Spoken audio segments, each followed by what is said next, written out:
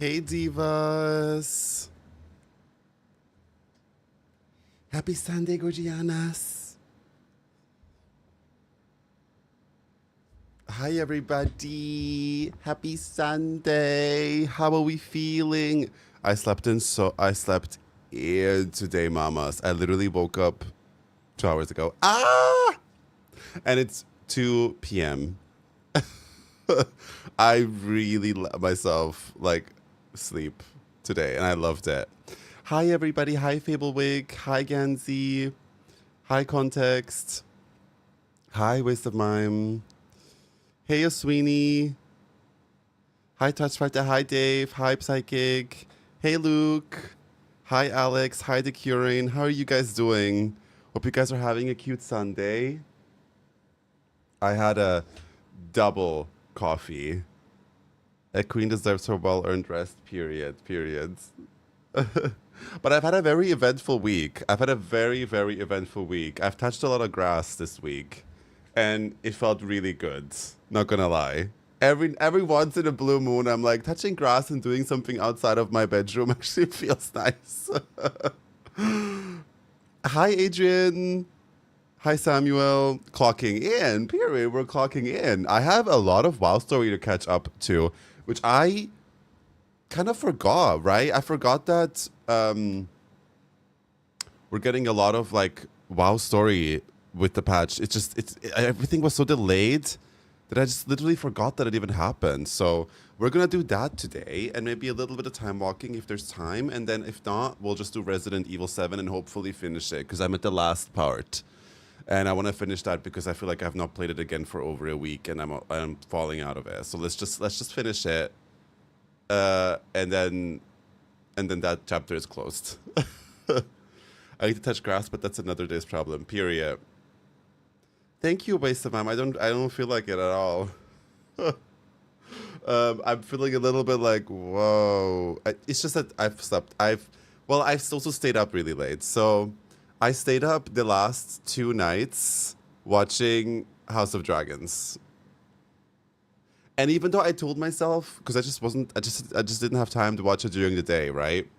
And honestly, I told myself I'm not even gonna watch House of Dragons because I know the story already, right? The Dance of Dragons, the book is already out. You can literally read up everything that's going to happen in that series. And it's really depressing. So I was like, no, I'm not gonna watch it because I just don't want to see that happen, right? But then I started watching the second season because I was like, it's all over my socials, and I was like, let me just watch it for the vibes and watch it on the side where I don't care about it. I don't pay too much attention, so I don't get too invested. 10 minutes in, I was like, I just couldn't stop watching. It was so good. I'm the second season still, and I literally binge watched 4 episodes in one go, and then last night another 3, I think. And I always start at 1 a.m. So I literally stayed up until 5 a.m. last night watching House of Dragons.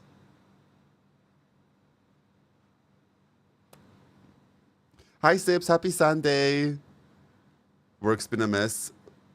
Finally, I was able to catch a stream this week. Oh my god, welcome in, Dave. I appreciate it.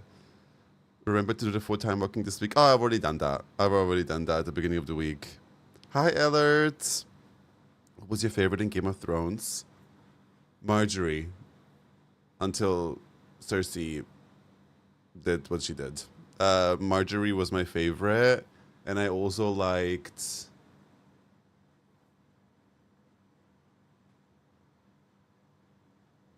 No, that's it. Marjorie. Oh, and I liked Brienne von Tart. Still haven't gotten myself to watch it for the same reasons. It's really good though. I can really, really, really recommend it. There's an episode in season 2 that I gasped so hard at the dragon. At the second it was finished, I rewatched that bit over and over. Ooh, maybe I've not arrived at that point yet.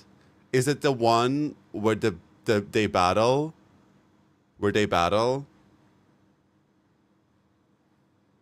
Yeah. It's so sad though. Such a sad episode. Because the Dance of Dragons is literally all about how dragons die out, right? So it's I mean, there's literally, you watch Game of Thrones And there's literally the ending of this series is literally in Game of Thrones. There's like several scenes where kings quote what happened, where like common folk say what happened. I think Daenerys even says it one time when she talks about the queen that never was. Or Joffrey said it was. Joffrey said a scene that was a spoiler. Like technically, it's like not even a spoiler because it's all out there, right? So yeah. But that scene was really good. I'm excited to see what's gonna happen in season 3. Not that scene, I know. Oh, so depressing, honestly. Art, I'm at the gym. Pray for me to become a skinny legend like you. Well, good for you for going to the gym, Vistra. Yeah, I gave it 5 stars. I posted it on my story. It's a really good movie, Odyssey. I give it 5 stars on my letterbox. Yeah, I was made aware of some like controversy though. Somebody DM'd me like a Guardian article that there is some like problematic parts about the filming of Odyssey. So it's a bit like I don't know. Like I read through it and I understand why it's problematic, but I'm also a little bit like I don't know how I feel about the whole thing. But the movie was incredible. I took myself on a solo date, which if you guys know and if you guys catch up, like watch my streams, I talk about this a lot. It was a big deal for me. Going by myself to the cinema. I've never done that before. This was literally my very, very first time. And honestly, okay, I'm gonna sound so embarrassing because like people are like, girl, we've been doing that the whole time. For me, it's a big deal. For me, it's really, really a big deal. I've not done this. I realized like, okay, so I really want to watch this movie. Also, Elfie's boyfriend is in it. I don't know if any of you watch Elfie's stream. Elfie's boyfriend is a stuntman, and he was in that movie, and he was posting about it. And I was like, oh, I really want to go see the Odyssey. Also, I'm obsessed with Greek mythology. It's perfect. So I was like, okay, I really want to see this. Yeah, he's in it, Scully. And wait, what was I gonna say? Right. So I really wanted to see that movie. I knew this week is going to be super busy and I'm not going to be able to see it until like next week, right? I know Game Boy Heart, literally. And I was like, okay, if I don't go right now, and it was it was like 4 p.m. yesterday or 5 p.m. and I checked where there are still tickets. There was only one cinema left that still had tickets, being the one that's like close to my apartment, and that was showing it in English, and that was at a time that I could still make it. So it was at 8, and I bought my ticket, and I was like, well, now I guess I have to go, and it was a big deal for me. So but then I was like trying to not think about it too much because like I can't. And then also I was like, I'm gonna ask my friends if they want to go, and I'm sure someone would say yes, but then they maybe can go next week, and I don't want to wait for things to happen in my life based on other people if they want to join or not. You know, if I want to do something, I want to do something. I want to be at that level where I can just go like, well, if I want to go try that new pizza place, I'm going to go try that new pizza place, and I'm not going to wait for somebody to say yes so my life can happen. Right? Like there's a lot of parts in my life that I really have control of and that I'm really on top with, but there's some parts where I'm like, you could improve on that. So I was like, well, let's go. And then I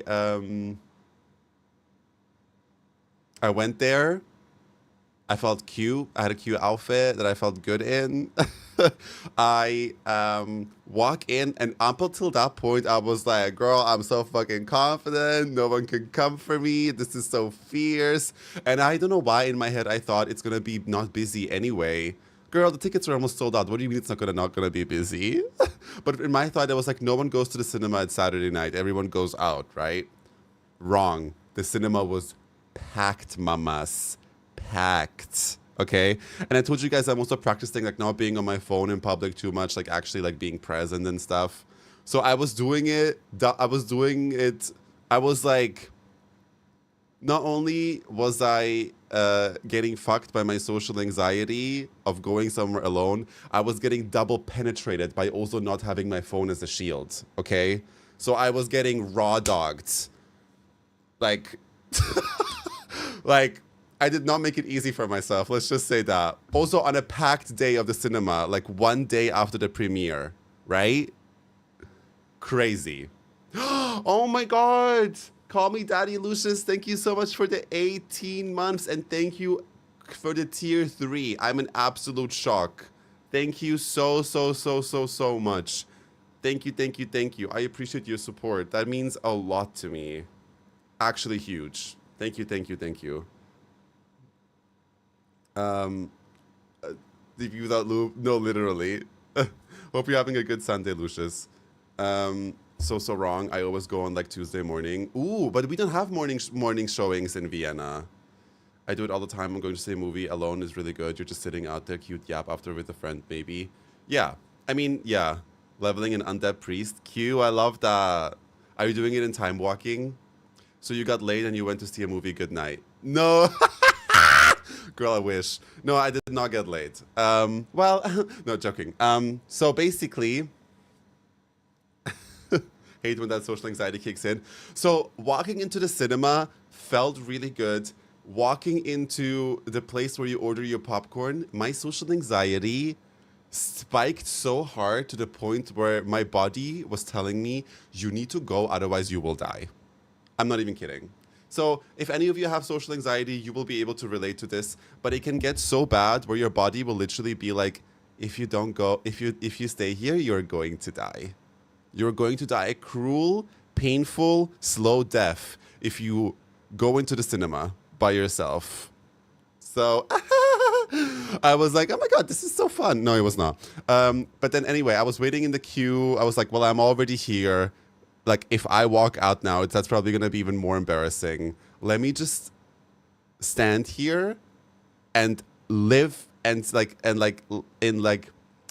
lean into being uncomfortable. You know, lean into being uncomfortable and weird and anxious. Just like sit with it, right?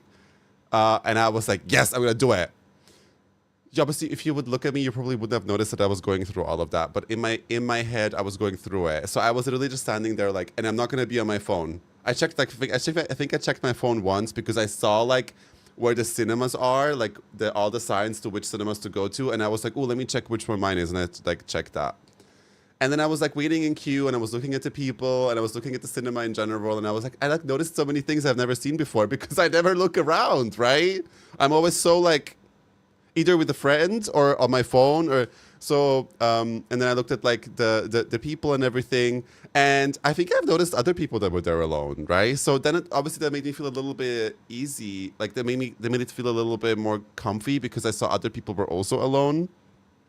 Or at least I deluded myself into thinking they're also alone, right? And I'm a very confident person usually, but there's some things in my life that I'm just not, that are just very hard for me, right? And being with people was always like my comforting thing to make sure of. Like if I'm with people, I'm safe in a sense that, but like by myself in public, I love being by myself. I love it. Like I love spending time with myself. But in public, it's a little hard for me. Well, a little. It's kind of very hard. Unless it's like movement. Like unless I'm like doing sports or like walking or like going somewhere or shopping, I can do that. But like going to a restaurant where you order at a waiter. Not like a sit-in restaurant where you just like, you know, order at a bar or something like that. Or like fast food chains. That's different, right? Or like a coffee shop. But like, no, an actual restaurant where you have a table booked for yourself and you sit down, the waiter comes to you. That is very hard, right? For me. Neutronics, thank you so much for the 15 months on tier 2, babe. I appreciate it. Hope you're having the best Sunday. Thank you so much. Also, today is the last day of the heat wave. Yay! The Lulu is just the Lulu. Exactly. These days, I just take my ADHD meds and run for it. Period. Yeah, social anxiety can be really hard, so you really can be proud of yourself. Hope you are. I am. I really am. I'll get to that part. But so basically, I wait my turn, and there's a guy standing next to me, and I looked at him. He was in the other queue, and he smiled at me, and I was like, oh my God, that's so sweet. So I smiled back. Well, I actually didn't smile back immediately. At first, I looked away, and then I looked back, and he didn't look at me, but then he also looked at me again, and then we both smiled. Well, then I smiled back and he smiled again too. That was really cute. And I don't think it was flirty. I think he just like probably was like, "You're here alone too," because he was there alone too. That was really sweet. And then I got myself my big ass popcorn, and I got myself a big ass Coke Zero. My favorite two things in the world: popcorn and Coke Zero. And I went and I walked into the cinema, and I booked myself a, like I said, this is a big deal for me. I've never been to the cinema by myself. Okay, I'm challenging being uncomfortable, and I booked the seat in the middle all the way to the back, right? So I had to sit in between people that were all there on dates or like with friends or whatever. And I walk in, and I'm not gonna lie, the walk from the bottom of the cinema to the top of the where my seat was horrendous. I felt like there were thousands eyes on me. Girl, no one gives a fuck. No one gives a fuck. Like, no one looks at you. But in my head, the worst thoughts, okay? And I had a hat, right? And I just like looked down because I just was like, I just couldn't. But I'm like, it's okay. One thing at a time. Next time I'll feel more confident doing it. But this time it was my first time, so I allowed myself, if I need to look down to feel shielded, that's okay. So I walk up, I sit down, and it wasn't that bad, right? It wasn't that bad. Scully, oh my God. Hi. I'm just talking about how I watched Odyssey yesterday. And then yeah, the movie was incredible, absolutely fucking incredible. Like so good. There were moments where it was so loud though, and scary and terrifying, where I literally felt like I need to like hold my ears because it was so loud. But the movie was incredible. So good. Also, holy shit, the amount of like famous actors in one movie. I feel like I haven't seen a movie like this in a really long time that truly felt like epic, you know? Like truly like this is going to be one of those movies like that's going to be remembered for years and years and years, and it's going to be one of the classics everybody has seen. I think it's literally that type of movie. So good. So good. By the end of the movie, I literally like was bawling. I was crying. Delivery was incredible. So good. The setting, everything. The whole like Greek mythology part, it was all fierce. 10 out of 10.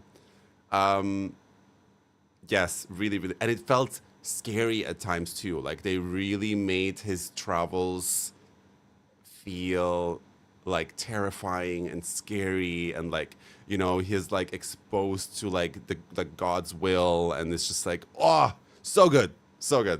I don't want to say too much because I literally want you guys to experience it yourself. Obviously, if you know like the story of him, you'll know kind of what happens. But like, it's just so good. It's so good. Also, Tom Holland, absolutely A. Anne Hathaway, mama, she aged. She was so good. I've never seen her in a role like this. I think she was the one. She has one scene with Tom Holland where I literally was uncomfortable because she was so good. She was so good. Like, it made me that genuinely feel like uncomfortable. The horror aspect was fantastic. It was so good, Scully. It was so good. I was genuinely terrified. And like, you could just feel that they were literally like at the mercy of like the sea and these like monsters, and incredible. And like the fantasy part of it, the animation, the like desperation, and like the feeling of like the hopelessness of the crew, and like how lost they were, and like incredible. So good. I read the original book once and I really liked it. Yeah, Anne Hathaway has range. She really does. Right, I'm gonna skip over that. And the music was amazing. Yes, it really was. Really good movie.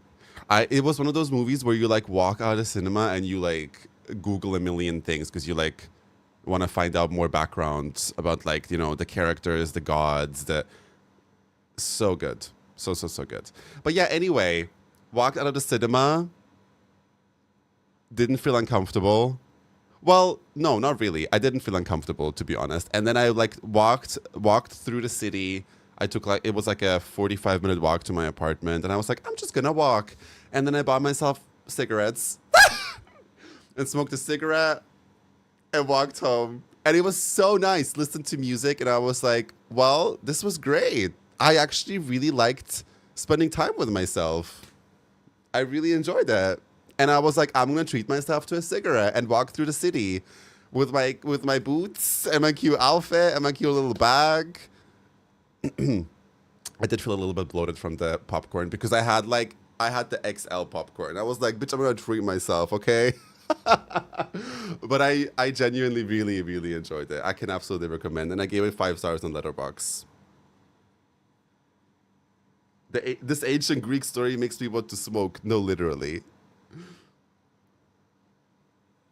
In your $400 shoes, I do not own that, but mentally I did, yeah.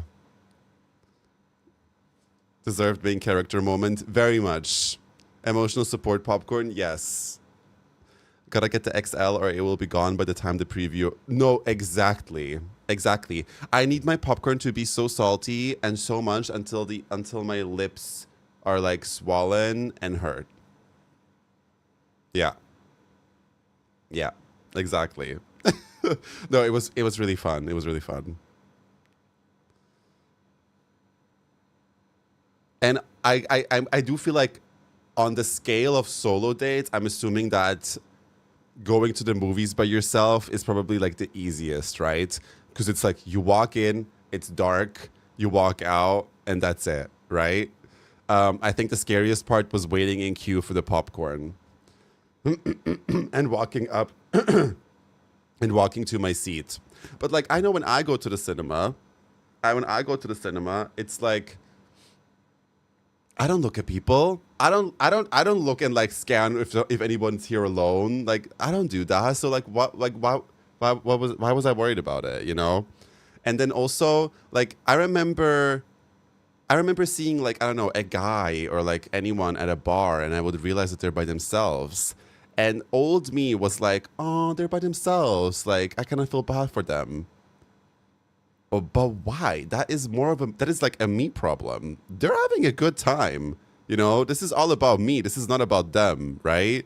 So like if there is a person that like sees you alone somewhere and they think like, oh my God, it's so sad and so pathetic. This is about them, not about you, right? You're having a good time. Like you're comfortable enough to sit by yourself in a public space and enjoy yourself and have a good time.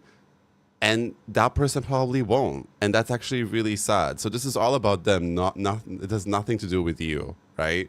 So yeah, I'm gonna and after I did that, I felt like, oh my God, I was like, I feel like I could do anything right now. I could do anything. Do I move to a new city? Do I start over? Do I don't know, like fly to a different country and find a random man and like get married? I don't know. I could like I felt like I could do anything. Genuinely. It felt so good. I know it sounds ridiculous. I just went to the movies, but it was if you guys know me, you know it's a big deal for me. It's a really, really big deal for me. I'm fascinated by the conversation because I do literally everything by myself. I love that. I really, really do. I like hanging out with myself. I love hanging out with myself, but when it's at home, right? Or like going to a park or like for a walk, sure.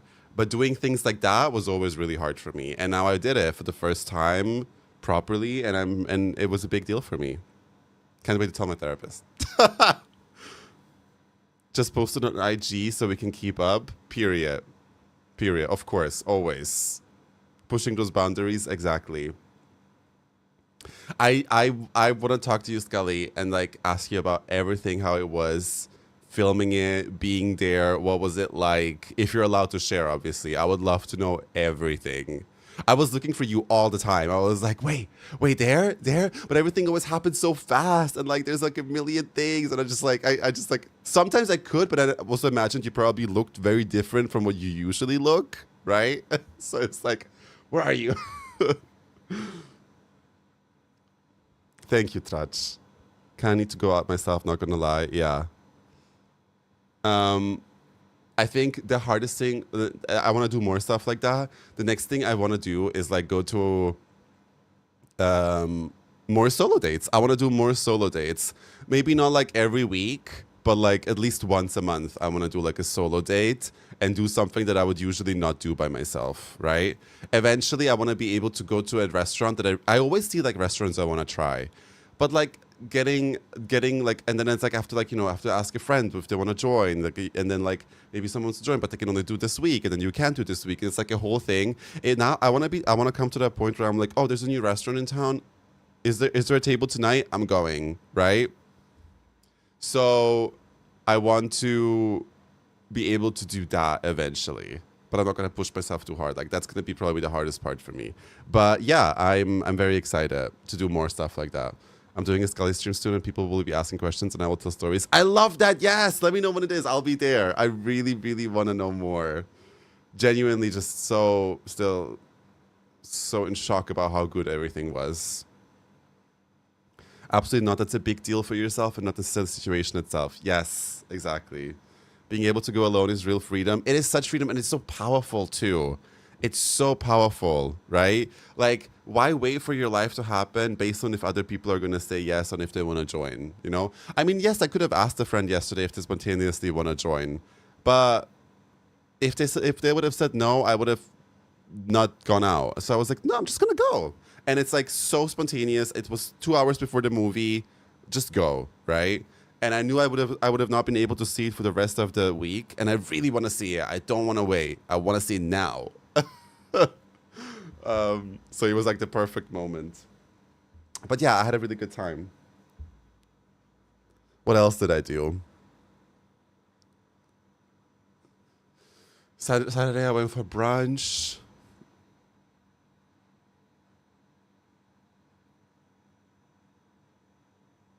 I've done so many things this week. It was a really busy week. Oh my God, I need to tell you guys the story. Okay. Right. I don't know if it was Friday or Thursday. It doesn't matter, okay? But it is a story of me. So I live in the city, right? I live in Vienna in the city. You guys know that. I also don't live in a part. The city is like, full of like concrete. There's not a lot of like nature around it, right? There's parks, but I don't even live close to it. I live kind of close to a park, but like nowhere close to, like if you live in the ground floor and if you live around nature, you'll usually be used to having bugs in your apartment. Like there'll be bugs coming in, spiders, whatever. Okay. So horses. Oh yeah, but only in the first district, and I'm very against the horses that we have. They're living horrible lives. I hate the fiaca and the horses and like people protest against that, like the horses finally being removed from the streets when it gets like over 25 degrees, and they just refuse to because they're like, oh, it's part of Vienna culture. I'm like, fuck Vienna culture. These horses are fucking suffering. Anyway, that's a different conversation. But anyway, so the story of me discovering a spider in my bedroom. Okay. If you guys know, if you know that I'm terrified of spiders, right? Well, terrified is not even I think I'm just so disgusted that I genuinely like freeze, okay? Never a single spider in my apartment in the 4 years that I've lived here, or 3 or whatever. Maybe like a small one, but like I don't even mind those, they're like whatever. Bitch. Okay, so it's like 1 a.m. I go to bed. I'm on my phone, and like across from my bed, there's a wall, and I'm on my phone. I like look up, bitch. There was a spider this big. Comparing it to my face, this big. I am not kidding. On the wall, I stared directly at it. My entire body, like. I genuinely froze. I just did the and like my entire body froze and I had goosebumps everywhere. And then for like a few minutes, I genuinely couldn't move. I was just staring at her and like a million thoughts went through my head. Like, oh my God, is she gonna jump? Is she gonna move? Is she gonna bite me? Is she gonna do like, thoughts you experience when you're scared of something, right? I was so terrified. Okay, I finally, like, mind you, the spider is like several meters away from me. I'm finally like moving out of my bed like this, like this. Just like terrified that my movement is gonna cause her to like jump or something, right? They don't jump, but I was like, you know, just terrified. I finally make it out of my bed, and then I like walk to the other corner of my room, so I'm the furthest away from her. I'm standing right there, actually. I'm standing right there, and the spider is here, okay? And I'm like contemplating what to do. It is 1 a.m. I live by myself. I have a huge phobia. I just can't deal with spiders, right? And I'm like, what am I gonna do about this spider? And so I wanna preface this. Please, if you are someone that is not scared of spiders, I do not want to read about how you're not scared, how I'm ridiculous, how I shouldn't do this, how I shouldn't do that. If you don't have a spider phobia, this story is not for you, okay? I'm being serious. I don't want to hear it, okay? Because I'm terrified, right? And you know, like what do I think of doing? I like Google. I'm like, how do I get rid of this spider? And the typical thing that people are saying is like, take a cup, put it on her, take a piece of paper, put it on. Bitch, I'm not doing that. I'm not doing that. Okay, I can't even get close to her. I barely could move out of my bed, right? To get away from her. I was frozen. I couldn't do it. I don't understand. I'm not afraid of spiders, but still scare me. It's super weird. And also, spiders are just the craziest thing about them is like they always just appear out of nowhere. And they always jump scare you. Always. That's like the worst thing about spiders. And like even now talking about it, I'm like looking around again because I'm just like afraid, okay? From Australia, step 1, get a shoe. Step 2, throw. Okay. Mime, no, please stay here. You need to be here when I tell you the story because this is funny, okay? I once stood outside the entrance to my apartment for 30 minutes because there was a spider sitting on the inside. It was 1 a.m. Nadia, I relate to you so much. I wanted to just run out of my apartment. I genuinely wanted. She was so big. She was so big. I once stood outside the entrance. You are not ridiculous. You have a phobia. It's okay to deal with how you deal with. Yeah, I know. But like whenever I talk about like being scared of something, there's always bitches that are like, why? They're so cute. I don't want to. Good for you that you think that they're cute. I don't care. Okay. They're nasty, disgusting, and they scare the shit out of me. No, but they're like so cute. Okay, cool. Good for you, Diva. I love that for you, right? Okay, so I think about what I'm doing, and I said, okay, there's no way I'm going to be able to get this spider outside of my apartment with her still being alive. That's not happening. So for an hour, I am not kidding, for probably an hour, I was making a plan how to execute that spider, okay? How to kill her. She must die. There is no other way for this to go. Like, she has to go, okay? And I need confirmation of her death too. Because if that spider survives and I don't know where she is, I need to burn this place down. I need to bomb my apartment, right? No, she was not a little spider. That was not a little spider. She was this big, okay? I have never seen a spider this big in Austria, ever, okay?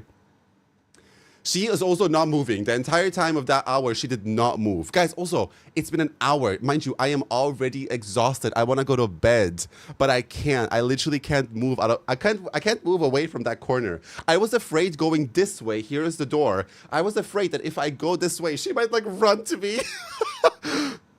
I know, like, but you don't think logically when you're scared, right? Anyway, I finally make it out of my room. I literally I jump out of my room basically because I'm in my head that sounded more smart than just walking out of my room. Anyway, I jump out of my room, I go to the living room, and I start looking for a weapon. I'm considering all kinds of things. I'm looking at my apartment.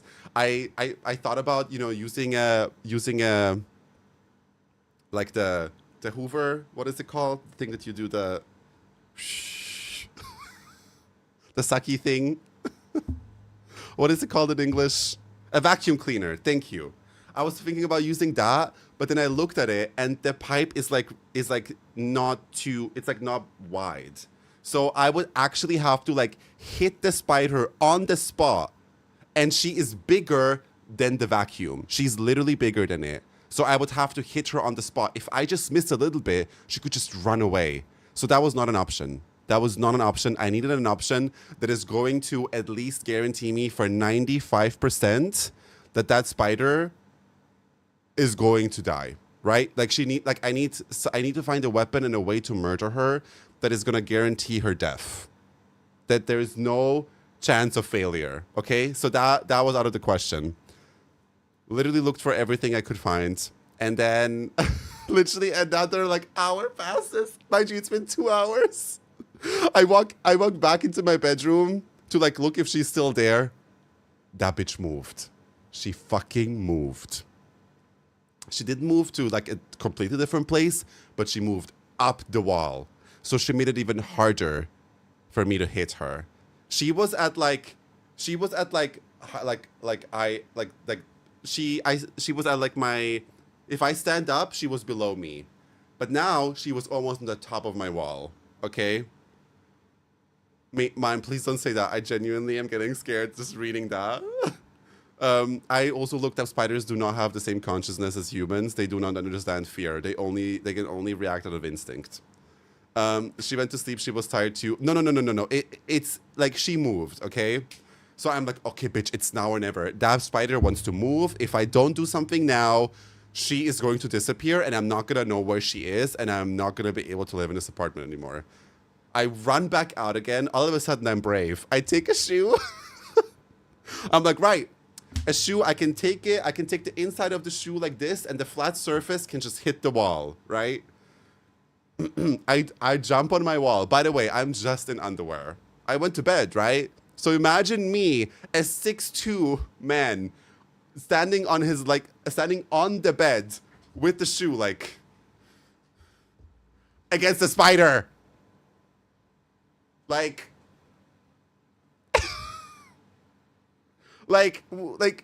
it's so ridiculous. It's so ridiculous, right? Like, I am 100 times that spider. Like, why am I so scared? I'm on that bed, standing on my bed, right? Waiting to hit that spider. It took me probably like another half an hour. The amount of times I got goosebumps all over my body while I got closer to her, then to just back off because I was so afraid, is actually insane. I had tears in my eyes because I just couldn't. It almost felt like jumping over a ledge, you know? Like I just couldn't do it. I came close, backed off. Came close, backed off, right? And once I got really close, and I swear I saw her face. I saw her eyes. That's how big she is, okay? I saw her eyes. That's how you know the spider is fucking huge, bitch. Okay? I was like, okay, well, it is now or fucking never. She might move again, right? Is this the new Resident Evil plot? No, it's seriously. And okay, so like you have to imagine I'm standing there. I finally go for the hit. It literally felt like I had to jump over a cliff. Guys, with all my fucking strength, I hit the wall. Bam! I fucking missed. I didn't hit the spider. I fucking missed.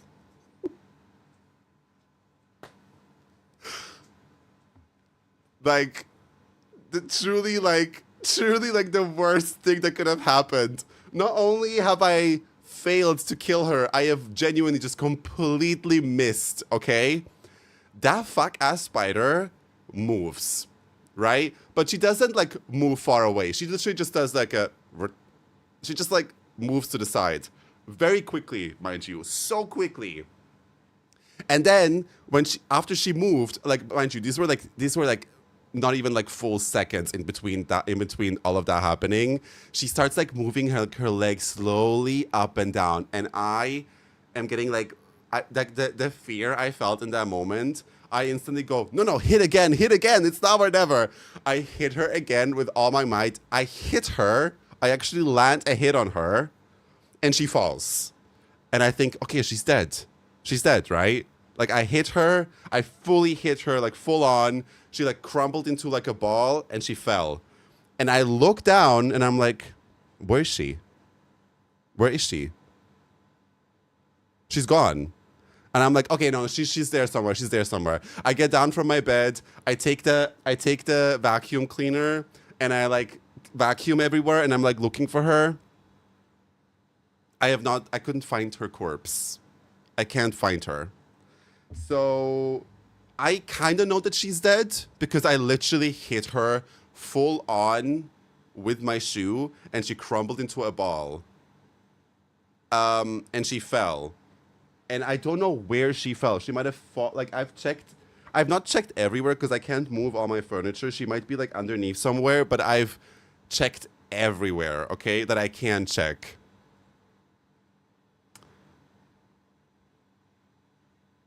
Can't find her. Literally can't find her. Yeah, so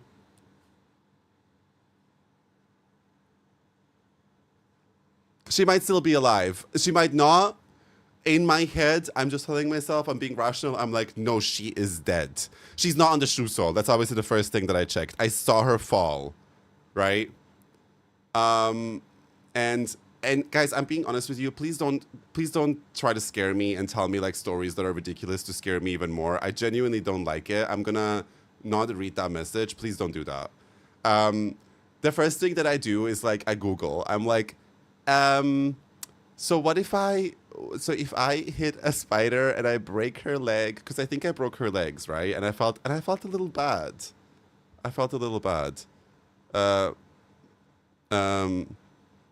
And I was like, is she now suffering, like dying slowly because I broke all her legs? And I felt bad. So I Google and I read that spiders can break several legs and detach it from their body and still live. How can a human person not be scared of something like that? I'm sorry. Like, that is so terrifying to me. And then I also read that she doesn't feel actual pain. Like, she doesn't have a consciousness to feel like that. She only acts out of instinct. So if she senses danger, she moves, she does things, and she feeds, and she, you know, but she doesn't have like a consciousness, right? And then I also read that in Australia or like places where there's bigger spiders, you're not supposed to squish them ever, because if they carry babies with them, you might get an infestation in your house by squishing her. So I was like, okay, I've read enough. I'm good. I am actually going to K-word myself, and I'm never going to see the light of day again. I truly went through a horror movie that night. I should have not Googled because I know that spider that I murdered is not going to do that. My rational brain tells me that, but my emotional brain is like, you probably have 1,000 spiders like nesting in your bedroom right now, and they're all going to slowly eat you, and you're going to die. And I also realized I told these stories to like several friends that I met throughout this week, and they told me so many stories about what they saw when they went to Thailand, what they saw when they went to Australia, and I realized, bitch, I don't need to travel. I'm good. I am fucking good. Okay, I don't need to see that. I think I might never see Australia in my life, and I think I'm okay with that. I can't.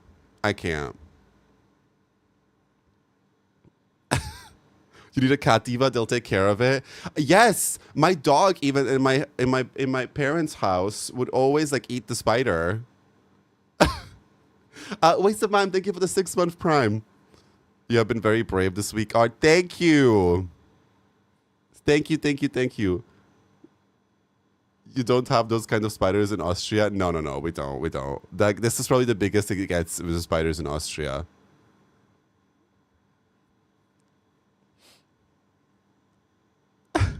I went through every emotion in those 2 hours of fighting that spider. Also, mind you, on my wall right now, there is a huge shoe print.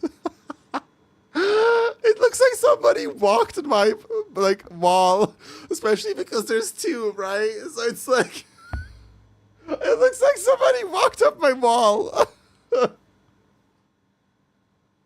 And I haven't cleaned it up yet.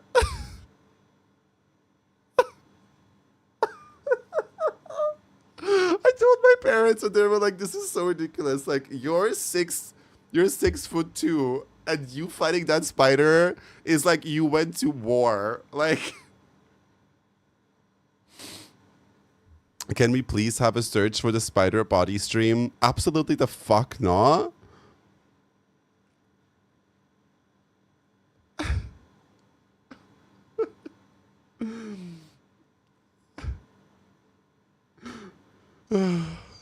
Yeah, it was insane. Seriously insane. I never want to see a spider in my life again. But also, again, I actually overcame my fear in attacking her because I would have if there was any other person in this apartment, I would have not done anything. I would have let the other person handle it. I would have not been able to deal with that spider. But after 3 hours, I did it. And I'm not gonna lie, I'm not over it though. Like I still look around my room all the time. All the time. Whenever I leave my room and I come back, I check all the walls, I check all the corners, I check everything, everywhere to see if she's maybe still somewhere. But I don't think so. I'm pretty sure she's dead. Obviously, seeing her dead body would have been better for my consciousness. That didn't happen, unfortunately, so I'm just gonna have to live with it. But I keep checking because, like I said, the worst thing about spiders is they reappear and then they just jump scare you by being really close to you all of a sudden again. That's what scares me so much about them. So I like keep checking all the time, like the wall behind here, cause all of my desk area, my PC, everything. I keep checking, and she's not there, so she must be dead. But yeah, that is the story of me fighting for my life against the spider that happened to be in my bedroom at 1 a.m. On a weeknight, mind you. I had to go to work the next day with like 3 hours of sleep.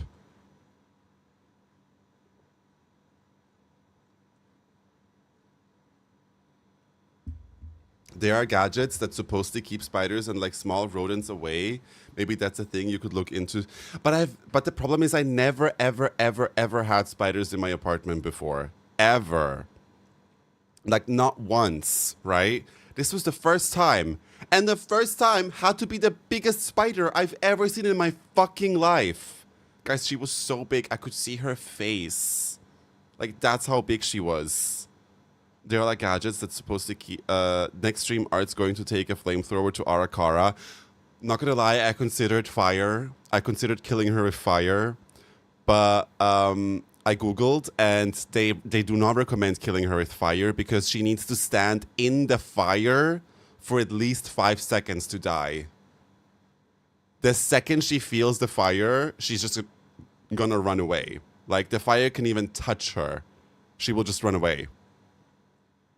So, fire was unfortunately not an option. It needed to be brutal force. That and the chance of burning down your apartment, and that too. Also, could you imagine walking to my apartment and there's just like a huge fire stain on the wall, and they're like, "What happened here?" And I'm like, "A spider."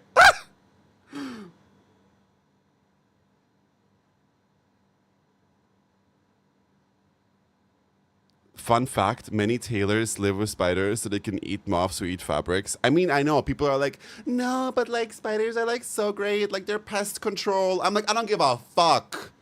I don't give a fuck. Mama, I'd rather have 3 moths in my apartment than having a single spider. I'm good. Watch Art buy a sniper rifle to kill a spider. If I had a weapon like that, I would have used it. I would have used it. Anything that would have guaranteed an immediate death of that thing, I would have used it. Do you have any fly bug spray you spray around the place before you go to work the next day? I don't. No, I've never had to use that. Waste of mine. I've never had to use that in my life, so I'm not experienced. Someone told me that apparently like menthol oil is like they hate that, and if you put that around your apartment, they will at least want to leave. I don't know, you guys.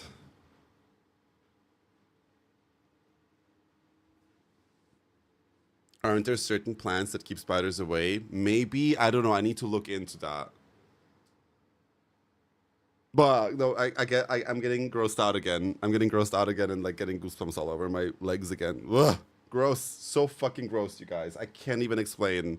Like, if you're scared of spiders, you understand me, right? Ugh. And I keep checking now again. So that because I talked that story through that story now. I feel like I started healing now. I told that story again. Now I'm back to being scared. Yes, peppermint oil. That's what I saw. Let's switch to WoW. Yeah.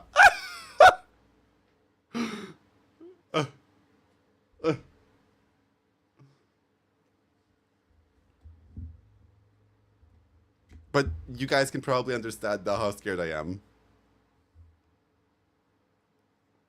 I used to own a tarantula as a pet when I was a chicken nugget. God help me.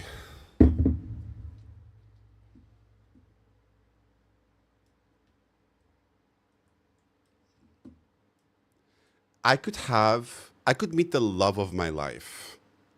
I could get confirmation from the love God and be like, this is your person. This is the love of your life. That person, like if you decide to be with that person, your whole life is going to be perfect and you're going to reach all your goals and everything. But that person happens to be someone that owns a spider.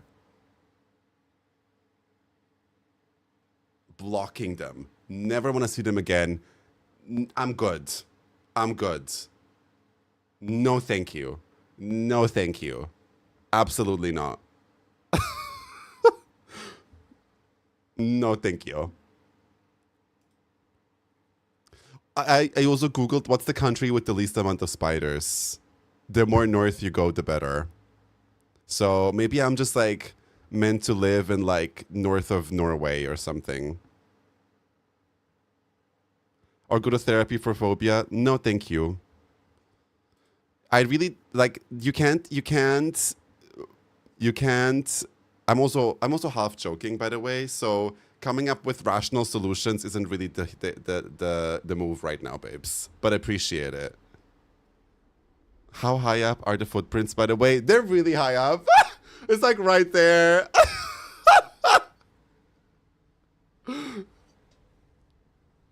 Come to Sweden? Yeah, I'd love to. There are no spiders there, Visra? No spiders in Sweden?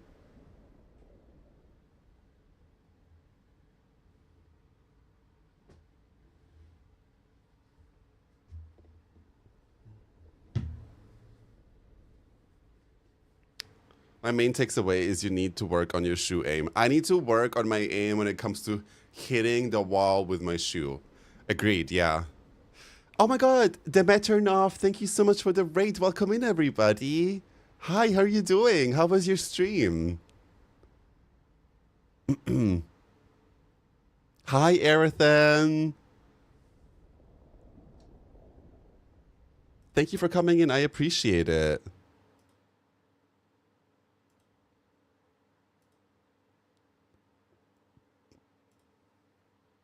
Thank you so much. Hope you have a gorgeous day, Diva. Appreciate it. Welcome in, everybody. Hi, my name is Art. I am gonna play World of Warcraft today. That's like my main content. Basically, I make World of Warcraft content and I stream it. So sometimes a bit of variety. Today, I'm actually gonna catch up on the story that happened in the most recent patch because I haven't played the story a lot. And then we're gonna probably play some Resident Evil later. Hope you guys had a good time with the stream, though. Let me know what you guys did. No, I'm good, Ellert. I'm good. I also the concept of meeting the man of my life is fake. That is just a joke that I made up. I don't believe that there is one true person out there for you anyway. So this was all just satirical, babes. But appreciate the advice.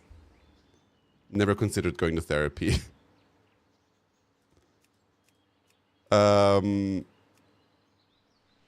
Right. What character am I gonna play it on? I think I'm gonna do it on my Warlock because I've done everything on my Warlock.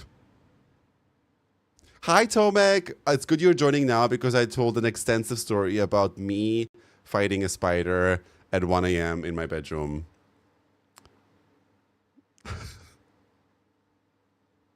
I know, right? Neutronics. It's from the Timewalking vendor. I love her. So good.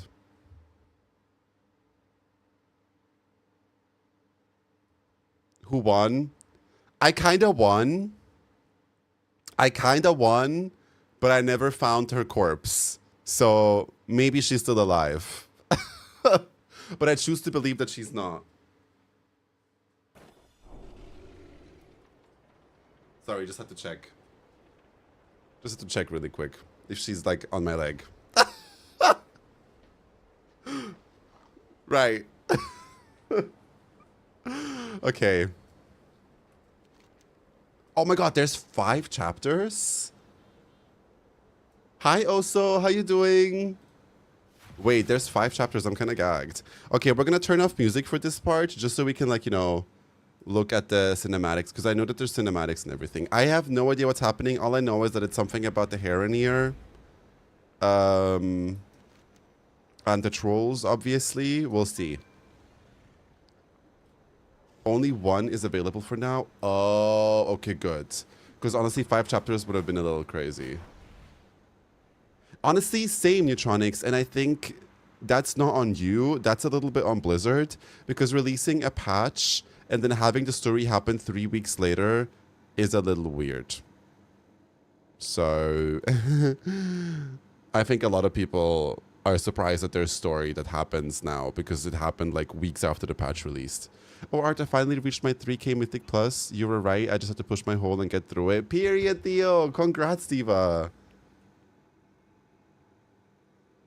Moonlight Peak. Somebody was talking about that. I think Dylan. That sounds great. I've been playing Pal World a lot. Not in the last few days, though, but before I had a crazy Pal World obsession. They love edging the girls. That's a long way. No, for real. It has me in such a chokehold. That sounds so fun. Maybe I'll check it out because I need a different game addiction now, you know, because I don't have anything else to do. Hagar has... Who the fuck is Hagar?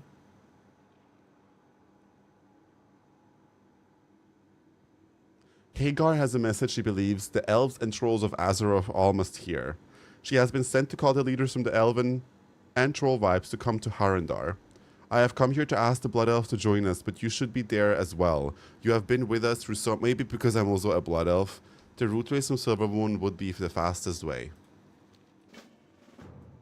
Elder Hagar has called on the elven leaders to join. Do you play with crab mode?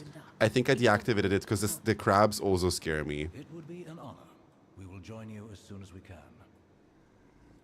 I'm heavy on the Moonlight Peaks too. I can't even bring myself to open... Okay.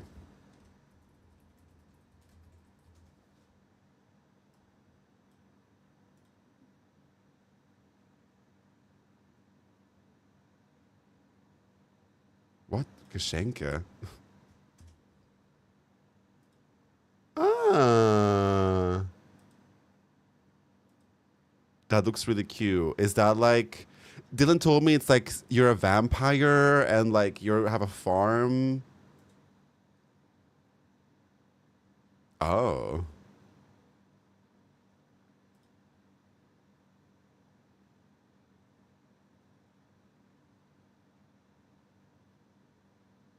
Wait, that looks so cute. That 3-eyed cat. Let me do this.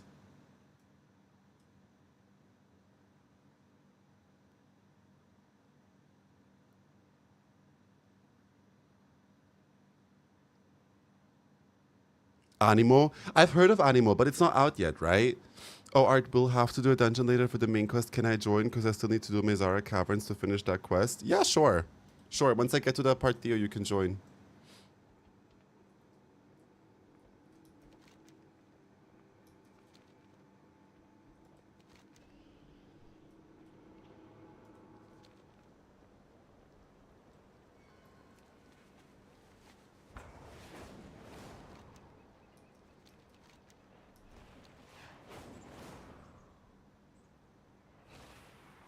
Okay. Oh, let's turn on music. Harandar music is so good.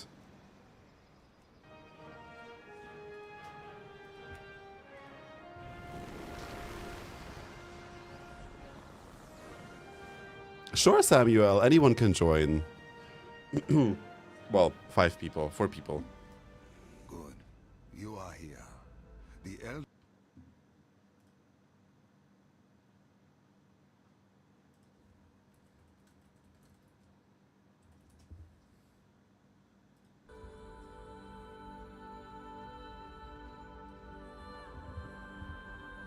How you doing, Oso? What you up to? Oso, what you up to? Okay. All manner of elves and trolls are here. Can you We guys will hear it? only the bloody I don't hear and it. the Amani. Oops, not the shop. The audio is a little...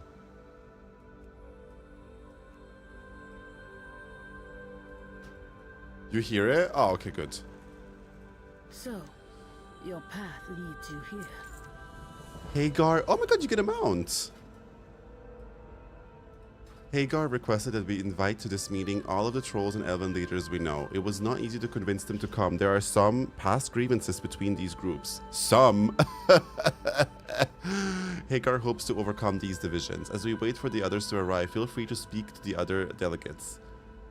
The wait is making them restless, so try to not inflame tensions. So many old wounds. It makes them tense, being near those who were enemies for so long. The Void Elves. We embrace power. Whatever Heronir wished to share, this is an excuse to see this new land. Every now then, the Rendorai are seldom though of as equals by, well, anyone. What is that sentence? Even now, the Rendorai are seldom thought of as equals. Oh, by, well, anyone. Unless they need a portal to some shadow monster banished, then it's back to the Void with you, Umbric. Maybe not the Void anymore, but at least these Heronir consider as important as their troll. So he's basically like, I don't really care about them, but at least they're not mean to me. Got it. Thank you for your insight. The omen for a group that has avoided trolls and elves for so long. The Heronirs seem rather rushed to tell us something. He doesn't give a fuck. Have you had a dream that you had your you He probably did. Oh, it's Talistra. How can I help? It has been strange fighting alongside the Kaldorai once again. Eretor managed not to temper the divisions amongst the elves, but some hostility still remains, lurking beneath the surface. I once thought that when Suramar was liberated from the Burning Legion, we would be reunited with our Kaldorai cousins, but they resented us for Elisand's betrayal. We might have tried harder to bridge these divisions, but I did not want to subject my people to the Kaldorai's arrogance and mistrust. Until recently, I thought we would have to forge our future without them, and now I suppose time will tell if these bonds last. You know what I think it's crazy? I think it's just it's crazy that she calls them cousins, even though she literally is a Kaldorai that just has changed because of the Nightwell. But she's literally still them. They act like they're a different race. I don't understand that. Like, I don't think that's your cousin. I still think that's your sister. You just have a different font. You know? Like, politically you're not the same, sure. But you're still the same people. I don't know. Wisdom guide your steps. Many Kaldorai still view us with scorn. To them, we are either cowards who hid from the Legion, or traitors who joined the Horde. No, Kaldorai are cunts. Like, they are. They're really, really mean. They're xenophobic. They're racist. They're not nice. They're conservative as fuck. I love my Night Elf Divas, but they're not, like, nice. And I don't think they have to be, you know? Thank you, tragic bitch. Hope you're having... Oh my god, it's Talanji!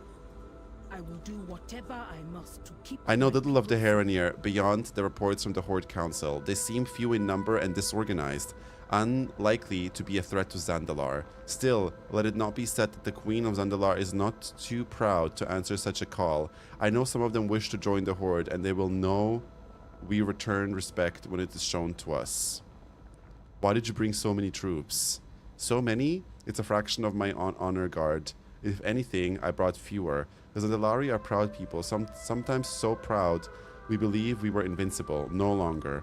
I have made it my priority to never underestimate our enemies. Surprise attacks, assassinations, we will not be caught unaware again. Talanji narrows her eyes. I have not forgotten what the Alliance did to my father, and I never will. Loa watch over you. Okay, period. Maybe some DC your enemy. All of Azeroth respects the Heranir for fighting against the Void. But to bring so many old enemies to one place, watch carefully.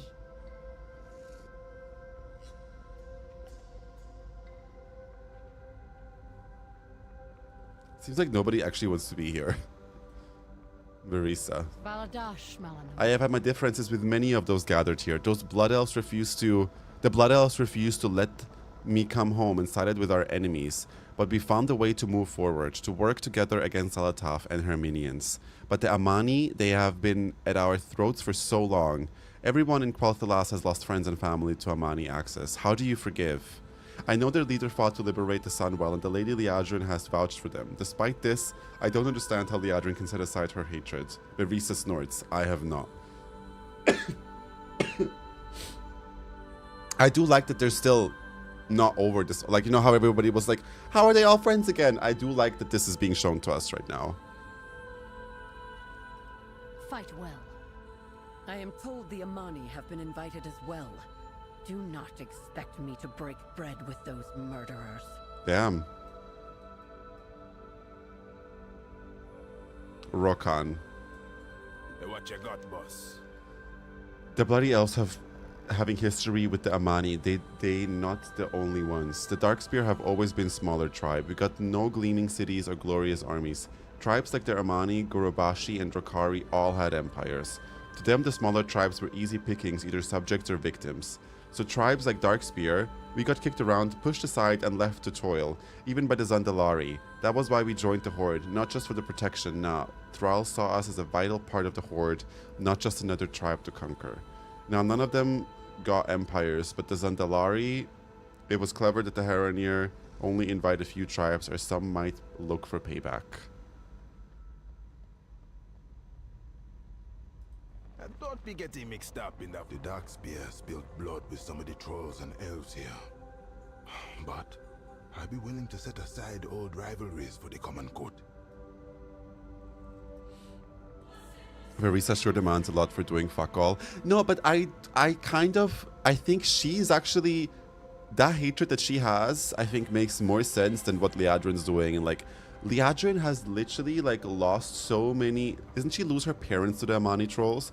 And then she meets Zaraka, and all of a sudden she's like, oh my god, like, let's lick each other's coochies. Like, girl, there's like I think Verisa is actually the one being more believable here, because so many like were lost through that war on both sides, obviously, but that hatred doesn't just go away.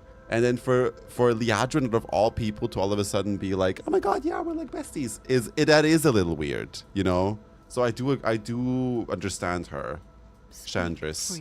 The Kaldorai are an ancient people that have fought countless battles through the ages. Some of the troll empires have been around that long, but few individuals. I have personally crossed blades with nearly every faction here at some point or another throughout our history. While the elves may have reconciled with us for now, the same cannot be said about the trolls. As I scan this room, I can see the anger and the judgment in some of their eyes. It matters little. The Kaldorai will not be intimidated by the trolls, the Horde, or anyone else.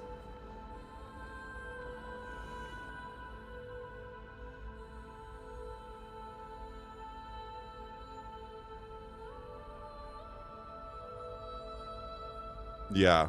No, I see that.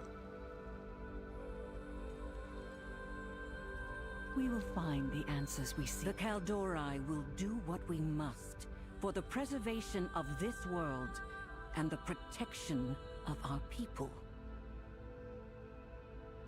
So where are the Blood Elves? Did we talk to the Blood Elves?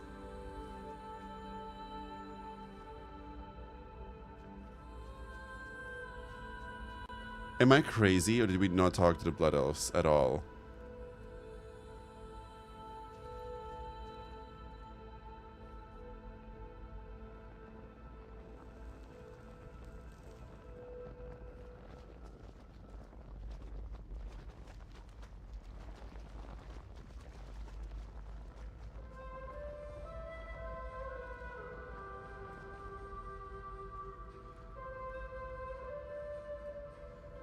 I think it's demonstrate. Yeah, but them coming together here is not to forge battle plans. Them coming together here is the Heronir being like, let's all have dinner together. So I do think that the mistrust is makes sense here. I understand what you mean, Netherio, but here they're not like joining to fight something. They're just being invited randomly by Heronir because they have news to share. So I do think it is fair for them to be cautious and a bit weirded out that they're all coming together. It's different to come together to fight an enemy, but it's different to come together to just yap, you know?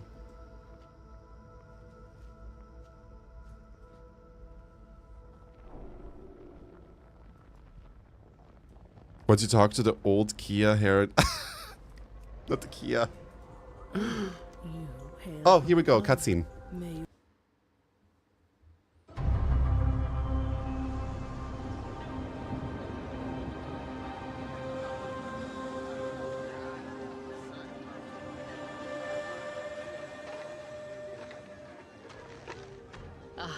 You must be Zul'Jan.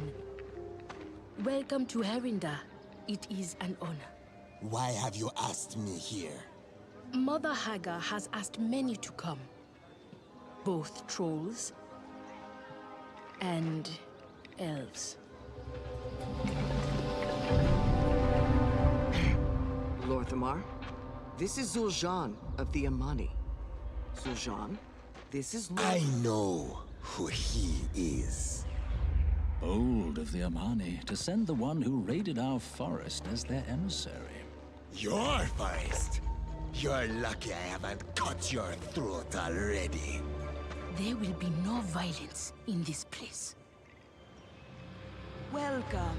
Lothario is so cocky. Many of you have traveled far to be here. Please, come. Owena? He's so cocky. He's like, oh wait, no. You are wondering why you are here.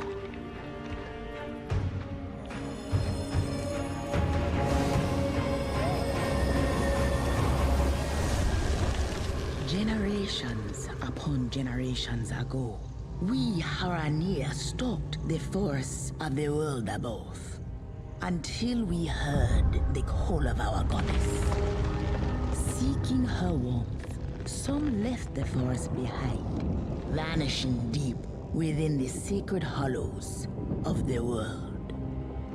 But many Haranir remained above, and over time they changed, splintering apart as millennia passed, giving rise to mighty empires and terrible wars, fought by those who had forgotten they had ever been one people at all.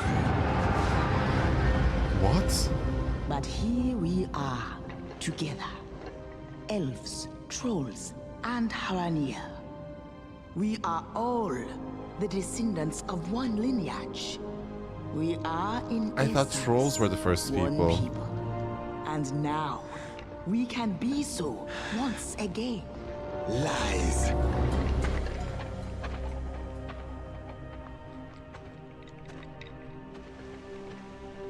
Zul'Jan.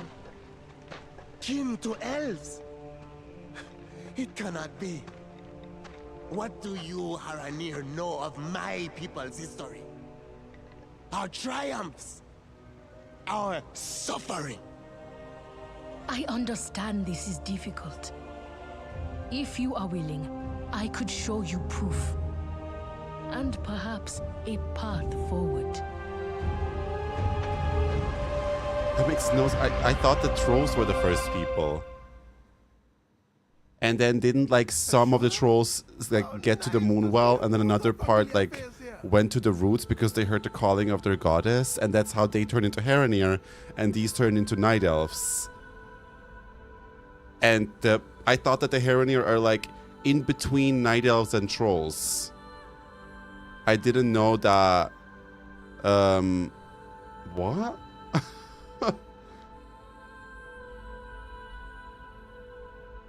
So, Herenir are the first people?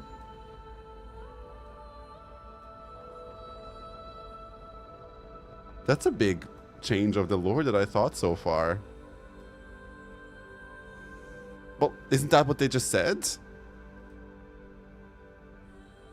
Important, Blizzard put out a statement out that Herenir are taking shrooms and their visions are not always right.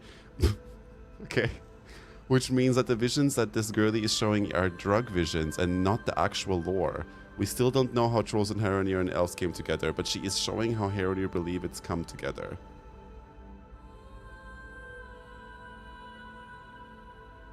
Did Blizzard actually confirm that? So it's just a vision, it's not lore. But why would they get fake visions?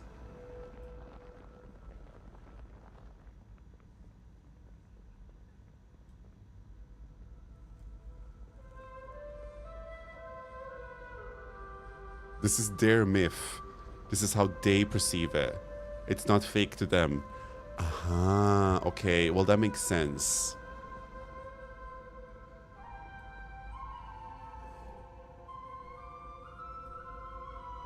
It's true, but nuances are not to believable 100%.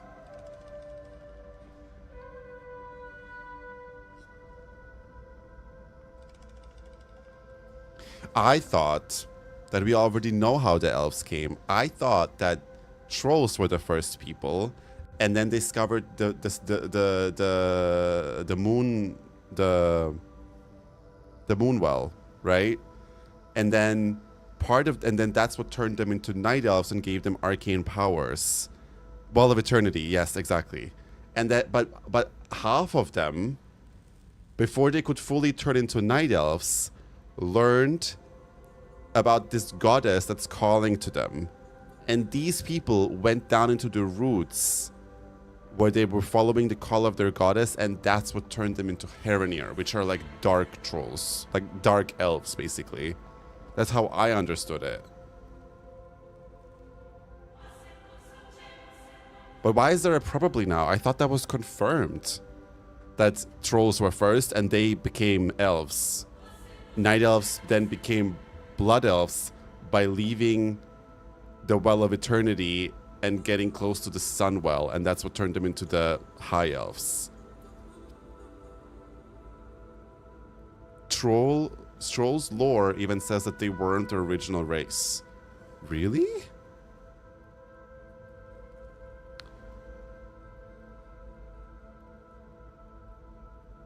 Think like religious having original myths and all to be true, not those who believe it they think is true. Yeah, that does make sense. Taliesin did a decent video with untangling the situation. Okay. I do think though it's really weird that we have to watch a Taliesin video to understand what's going on with the lore. I think that's shit. Sorry. Like, I think the game should provide you these answers. You know, like I want to be here and be like, oh, I get it now, and not be confused and then have to look up a video on YouTube to explain it to me. Why is Taliesin doing the work that Blizzard should be doing? I think it's just awkward and weird.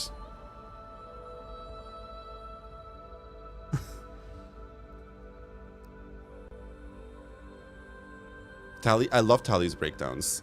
But the breakdowns will usually give me like more insight into things. But this, like, I don't want to look for these videos to explain to me even what's going on because I just don't get it. Because I think it's confusing.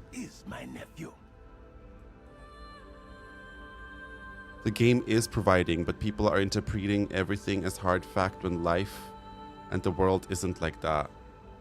Girl, pfft, I don't know. That's a bit of a stretch. Like, they just showed us this origin story of elves. Why would you not think that that's what Blizzard wants you to believe?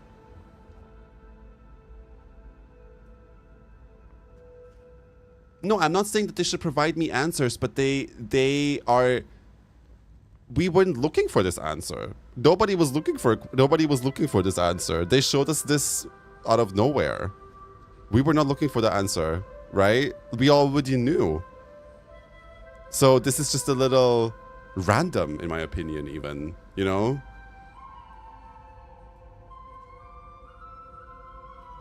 I know that they showed the Heronier's version of the origin story, but it still seems so uncalled for. And like it makes it look like this is what we're supposed to believe now. So of course we're gonna first instinct is gonna be like to assume it's canon, but at the same time then go, wait, but we've been told a different story so far.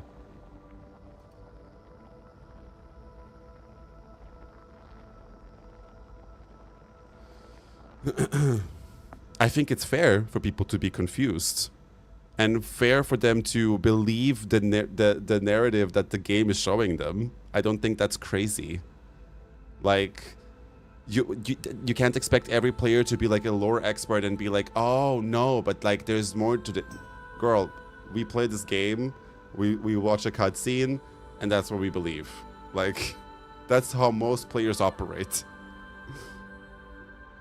I think delivery is awkward because then it should have been delivered differently. Then it should have been delivered as, this is what we believe, blah blah blah. Like this is like our version of this story, to make it clear that this is one version. Also, isn't in-game canon meant to take precedent over anything written in any books? I agree with that. It should, right? Because even the chronicles are like constantly like a little bit like controversial in the sense of like, here it says this, here it says this. So many stories in World of Warcraft. There's like sometimes 2 different versions of them. I think Platinum WoW comments on that a lot actually, and always draws like all these parallels between like different theories, like where even Blizzard was like reverting things, changing things. Loki, this is why I don't gaff about the lore 95% of the time. Well, it's not making it easy. It's not making it easy. If you're like a lore nerd, sure, but I still think it's not. I'm not enjoying it right now. Like I don't know what that was. Chronicles are written from the Titan's perspective. Oh, what? I didn't know that. Wait for them to retcon Chronicles. I love Platinum's videos. Me too. I love his videos. Where is the red shirt guy when we need him? Chronicles are Titan's POV. This is the Heronir POV. I see. And maybe don't gather all elven tribes. What's the point of even doing this right now?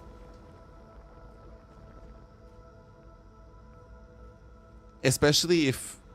Pleasantries can wait. I don't know, girl. After all we've been through, I thought there was a little that could surprise me. This Hagar managed to find a way. It is a lot to consider. These bonds would be ancient, even further back than our connection to the Kaldorei, and our link to the Naga has hardly brought peace. Did the Heronir think this would temper long-held animosities? I could have told them this was how Zul'Jin would react. Why he even was allowed to be here after all he has done. What was Zul'Jara thinking? Still, I was beginning to see some reflection on myself in Zul'Jara. Perhaps this could be another step towards moving on from old grudges. Shorel Aran. We share a lineage with the trolls, with the Amani. This is preposterous. Wait, he didn't know that? These are shocking revelations. But I have fought beside them, Lorthamar. We share more in common than you may think. And what now? We open our gates to them? Welcome them into the very city they have long sought to burn to the ground? No one is suggesting that. This is merely a new perspective. A chance to... Liadrin, you of all people should understand the pain and loss the Amani have inflicted upon us. They destroyed our homes and slaughtered our families. They captured and tortured us when we fought back. I know, Verisa. Believe me, I know. It has not been easy for me to move past my anger, but it is a path worth walking. Then I admire your grace. You will find I am not as forgiving as a paladin of the light. I will never regard the Amani as kin, not after they robbed me of my true family. Salama Ashalanore, Blood Knight. justice for our people. Okay, this was a serve. She ate that. She ate that. In game, this is a myth to elves and trolls. It's like us finding out Atlantis is real. Oh, I thought they didn't know. They just thought they were myths. It's still, but then why are they shocked still? I don't know. For the dark spear. Trolls and elves have been at each other's throats and their own since history began. I hope the Heronir know what they've been doing here. Watch your back. I will have to tell the other tribes. They will not be pleased. This could be exciting news. We all come from an ancient line of hunters and guardians of a secret world. What does it matter if the elves share that ancestry? It matters plenty, Zakan. Our people have clashed with the elves for millennia. They will not let go of old conflicts easily. If they even believe what Hagar told us. Most trolls never seen a Heronir, never even heard of them. How do we tell a troll who never left the Echo Isles that the elves are keen to us? The Horde brought many of us together. That makes sense. Maybe. You cannot force a family. Even if we share blood, this will take time. Girl, it does not matter if you're the same lineage. Like, that is not gonna make them come together. I mean, I think that's pretty clear. Why would they care to become besties all of a sudden? I don't know. I mean, they clearly don't want to, which I think is good. Like, because that just wouldn't make any sense.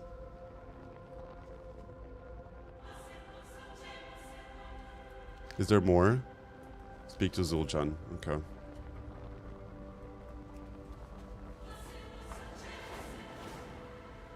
Proof? What do you mean, proof?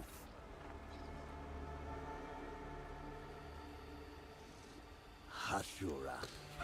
Do you believe this nonsense? Amani and the elves sharing blood between us? Impossible. Orwena says this is proof. If it is true, let her show it.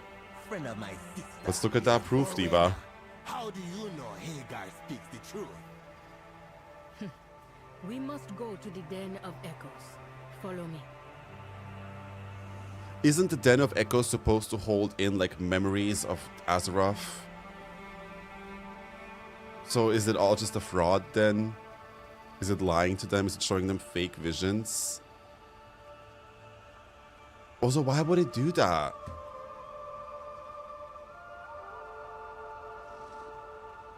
Wait till the Worgen and the Forsaken learn they come from the same people.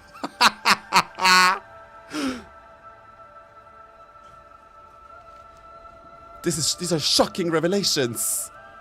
Shocking revelations.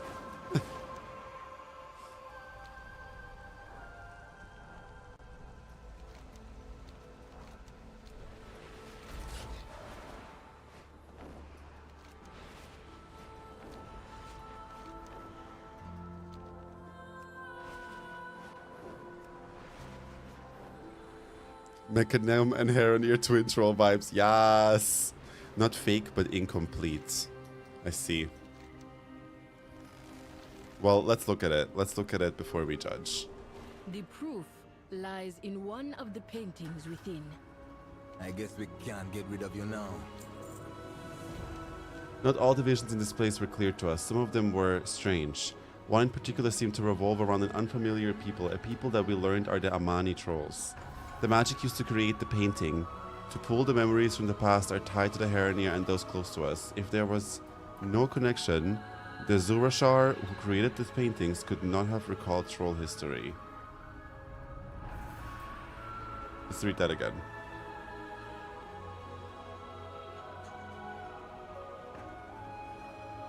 I can show you on Zul'jin and then you can judge for yourself. Okay.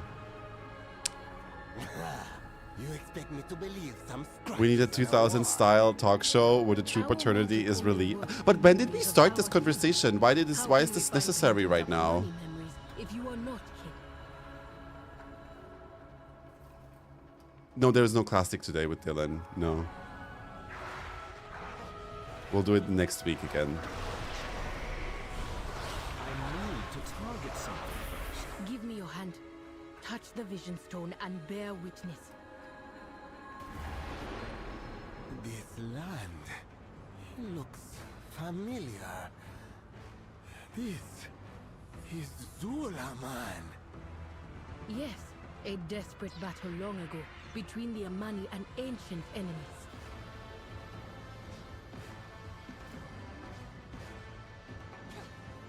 This is Amani fighting the Dark Empire, I guess. There's no classic today, guys, no. Otherwise I would have put it in the title. Today we're gonna play WoW, we're gonna do the lore, then we're gonna do some time walking if we have time, and then I want to finish Resident Evil 7.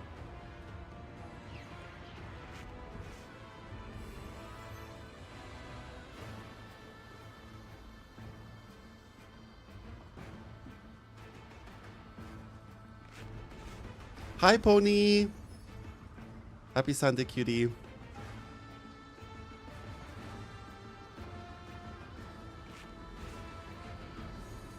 So they're showing us Amani fighting the Dark Empire. Fuck! It's the Sunday!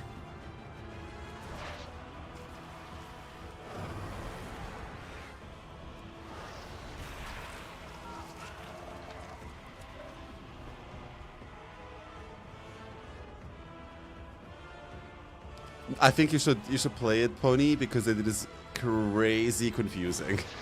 If you're into the lore at all, you will question everything you've learned so far in the lore. I know this battle. This is our great victory I heard stories of when I You was are? a No, I child. did not know that. We, Amani, stood alone. No Gokinye, no Loa. And we Also, defeated like, the just great think about the fact that enemy nobody knew who Heronir even was. All of a sudden, these random ass people reappear and want to like shake up the entire story and be like, well, actually, you're all fucking stupid and wrong. This is how it actually is. But it's all for the sake of peace. Okay, Diva. Who is she again? Like, who is this Diva?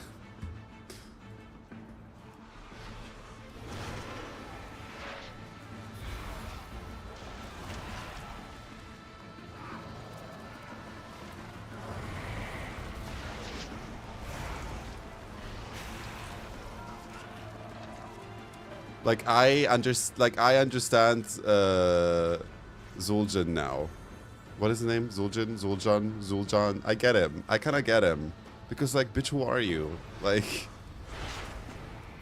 we've been fighting this for like thousands and thousands of years. We've literally been to the Shadowlands, and now this diva like painting a wall and being like, you're all wrong.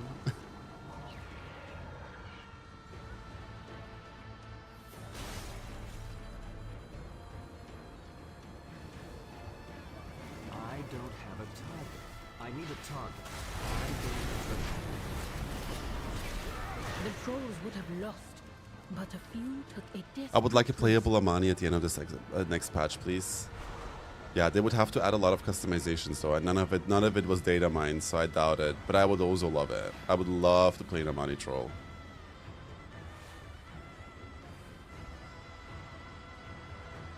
But I don't think it's happening, unfortunately.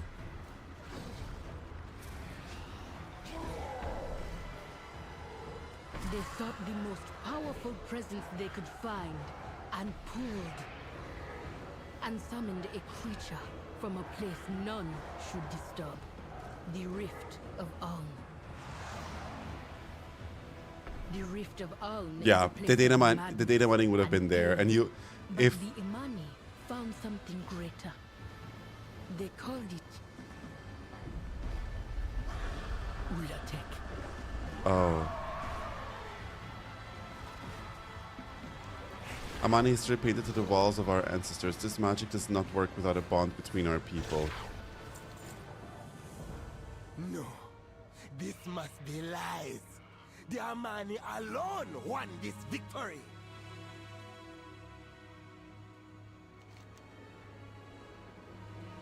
I have heard the story since I was a child. The Amani were outnumbered and still they fought on. They claimed victory through sheer will. Orvena says the vision cannot lie. Uncle thinks details of the battle could have been lost. they would have questioned everything it means to be Amani. Zul'Jin scowls.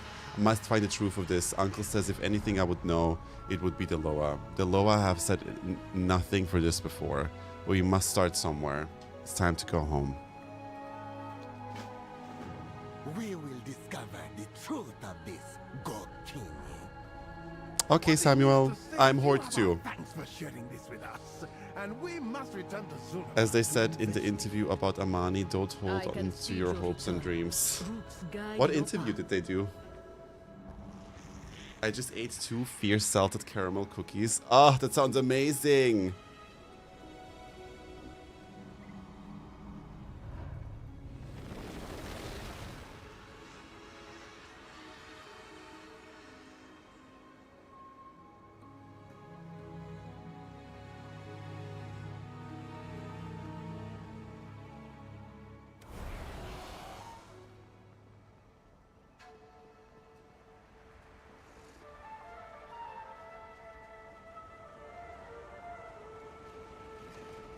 Ashura, help me search through Uncle's things while he communes with the Loa. Think on what I have My said. uncle has already started communing with the Loa and find information on this Ulatek. I thought he hates the Loa. Meanwhile, we're gonna dig through these boxes to see what we can find. Zul'Jin pointed to all the boxes scattered around the terrace. My uncle has the biggest collection of histories among the Amani. I used to read through them when I was a boy. Look for anything about Ulatek snakes or early Amani history. I'll take these, you search for the others. Egazon says they know nothing of Ulatek. It's strange. Because the Amani alone earned the victory.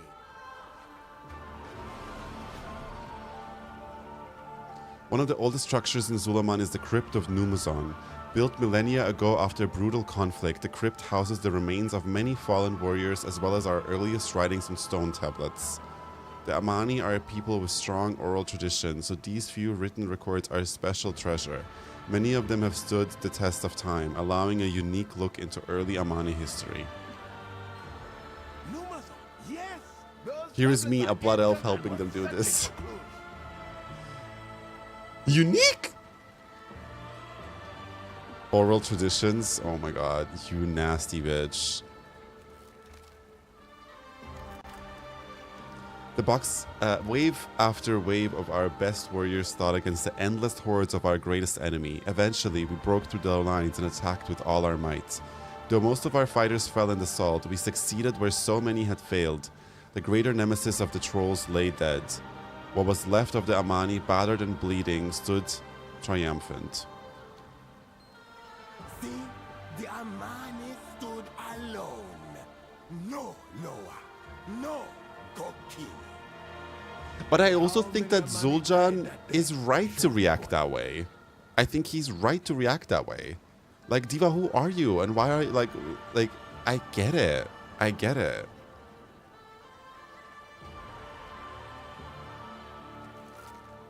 Imagine you believe into something so deeply and then a random alien race you've never seen before comes to you and questions everything you've learned about yourself. And, like, is unraveling, like, the fabric of everything you've believed in. I understand why he's reacting like that. I think that actually makes sense. As you sort through the paper and stone, your hand strikes a different material, wood. Lifting the item in the way, you find an Amani mask buried at the bottom of the box. Get away! Leave me alone! Okay. A spirit mask! Grab it! I never owned a mask like that. It's Crash Bandicoot. Bring it here. Ashura, you got a hug for your uncle? Why? Don't hurt me! You are damaged, friend. Ashura, grab my tools and some supplies.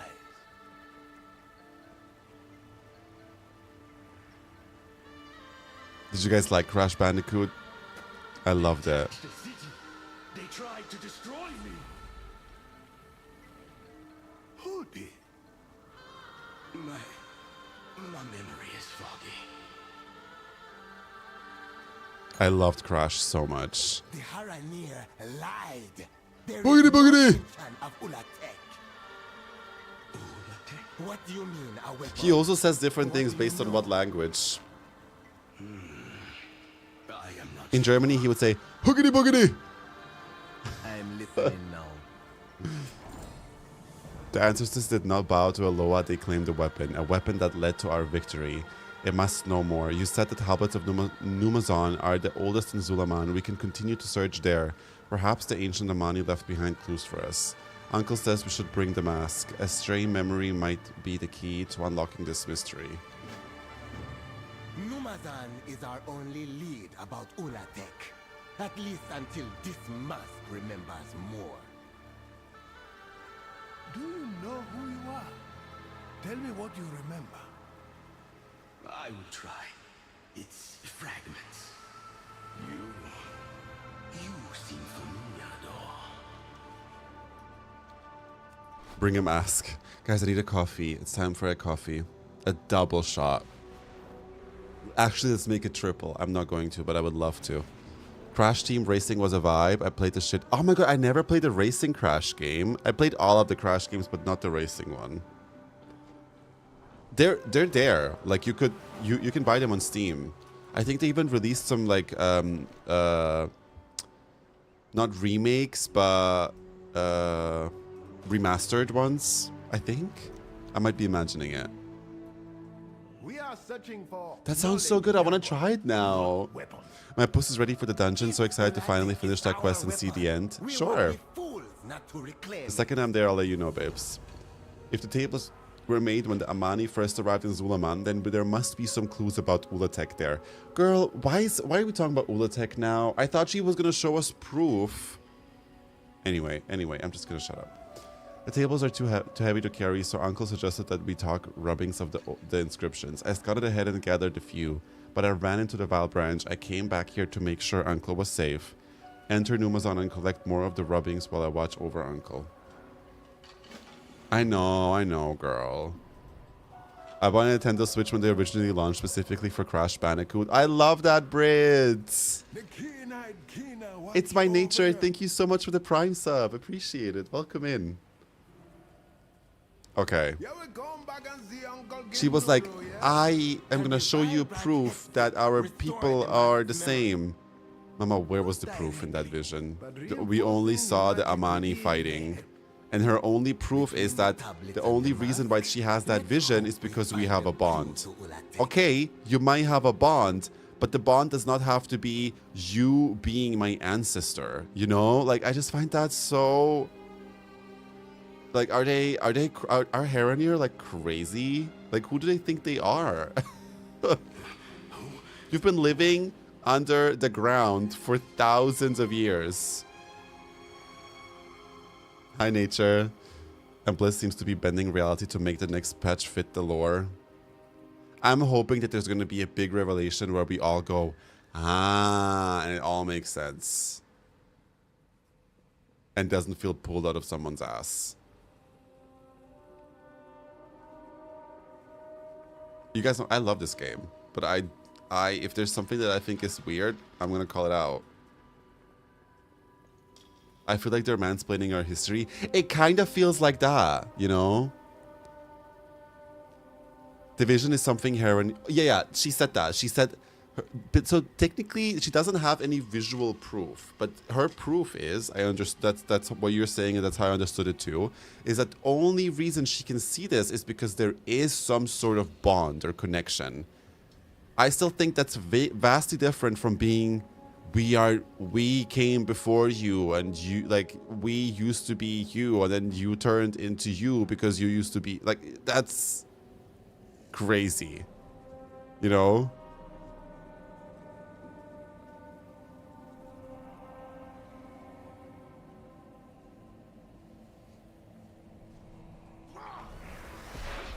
I don't know. I'm hoping that it's still just like a build-up to a big reveal and revelation later. Because it is a trilogy, and I understand that not everything is going to be answering questions, closing chapters.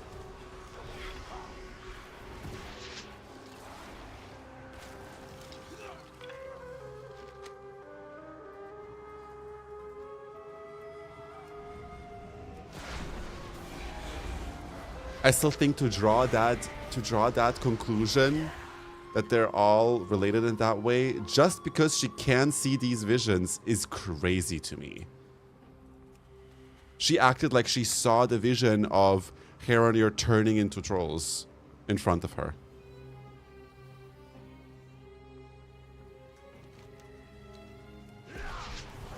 I kind of also want to read that confirmation that Blizzard posted about the Heronir potentially being wrong.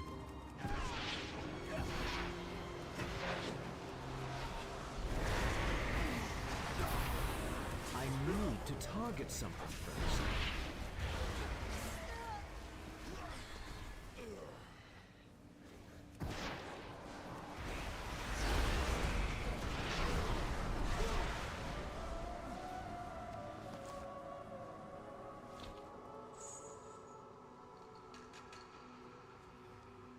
Yeah, but we're going to these places. Yeah, you can post it. The Curane, they're doing this because we were following Zelatov. We're following Zelatov. It's not necessarily like a coherent, because these places have interactions with each other. It's just because Zelatov is going to these places. That's why we went there. I don't know about Ulatek. I don't know if that has any connection with Zelatov, but I guess we'll find out.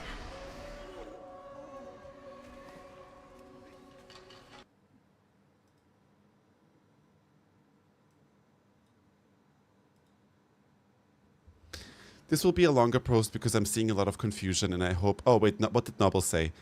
Greetings. With the new cutscene and stories, a question popped up. Visually, it looks like the Dark Trolls are no longer part of the evolutionary chain with the Night Elves. Is that intentional, retcon, or did the Heronir evolve into Dark Trolls into Night Elves? This will be a longer post because I'm seeing a lot of confusion, and I hope this helps, and I'm only going to discuss the lore from an in-world perspective because I'm not here to create lore on social media. I just want to clarify what the in-game characters presented and what they know. The cinematic is an in-world Heronir presentation. From the Heronir POV, we are a Heronir vision. They should have made that clear. That's what I'm saying. If it's not Blizzard's representation of the absolute truth of the Heronir elf troll genealogy. Though I am sure some of you would enjoy a BlizzCon panel titled as such. I absolutely would, bitch. Give me the one-on-one history. Orvena says that Heronir's visions may contain missing or inaccurate details, but they cannot lie. So the Heronir believe the general idea of the vision is the truth. But there were ancient Heronir who stayed on the surface and they became the modern trolls and elves.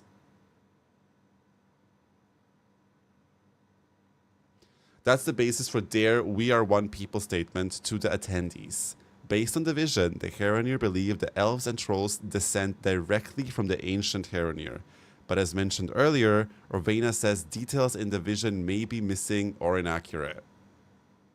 Talanji also says that they have libraries that speak of the earliest days of the Night Elves and the Dark Trolls, but she admits there may be gaps in their knowledge as well. So what is the truth? There's no incontrovertible proof either way, so it's up for debate. No, I don't think they're backtracking a mistake. I mean, they're backtracking, they're trying to explain confusion that they have caused, which I think they did. And that is fair to say that was extremely confusing and made it look like this is like the new lore and this is what it's like, you know? You guys know what I mean? So like, I think it's unfair to be like, oh, but like, we should have known that this is just a version of blah, blah. No, like, we're seeing a cutscene and we believe that this is what they're trying to make us believe now and show us, like, this is the canon, right?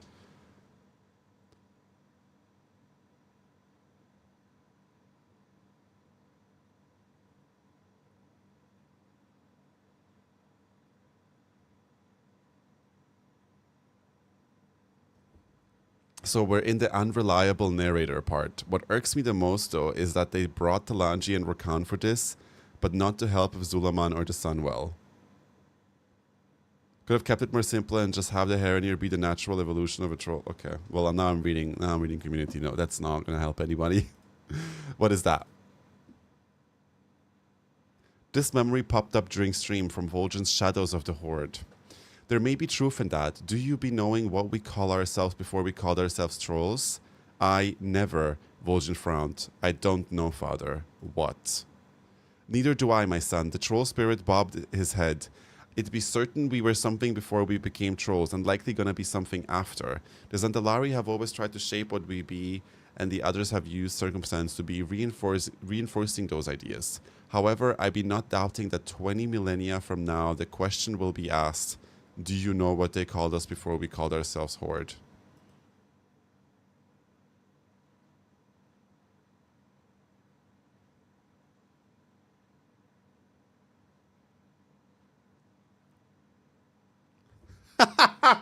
BlizzCon 2026 Charlie XCX. Wow, so confusing.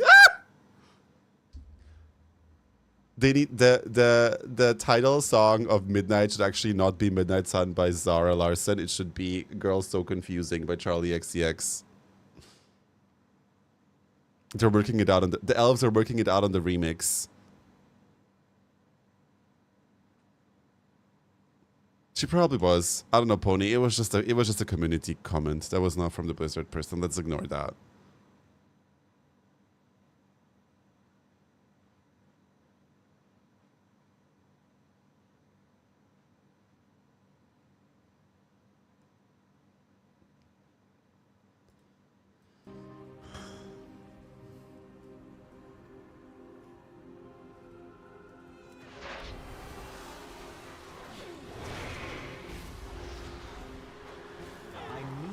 Target something first.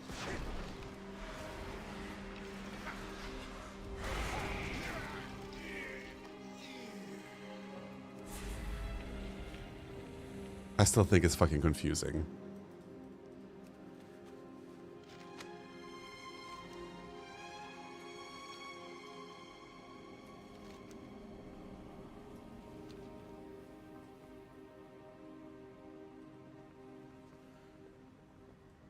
Oh, this way. It's so confusing sometimes to be a girl, to be a troll.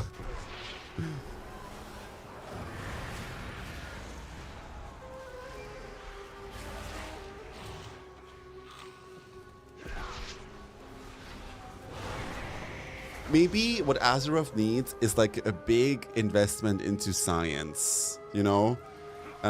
Science and like history, and have like a university dedicated to studying the history of the world, you know? To figure out the actual evolution. Like let's get some archaeologists in here. Let's look. Don't they have like old skeletons that they could compare the trolls to? Voyage Gaming, thank you so much for the 6 months, Steve. I appreciate it. Girl. No, ma'am. No, ma'am. Get the Recurring Explorers League in there. Did you hear Eon said they're bringing back archaeology? Really? I would love that. I had the time of my life doing archaeology in BFA, but in Legion, to get the like one of the bows for Hunter. Are they talking about Ulatek? Right. Why don't we ask the Bronze Dragonfly to check for us? Literally go back in time, Diva, and tell us what the truth is. Can they not do that? That's a very good point.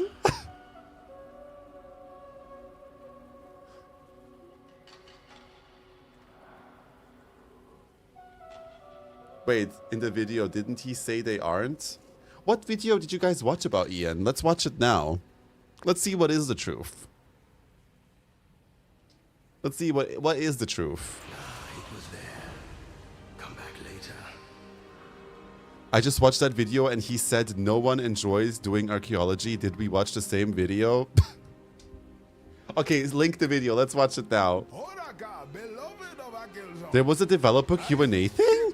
What did I miss? I've missed so much. Look here, this mentions the Amani summoning a greater serpent to save them from a terrible foe.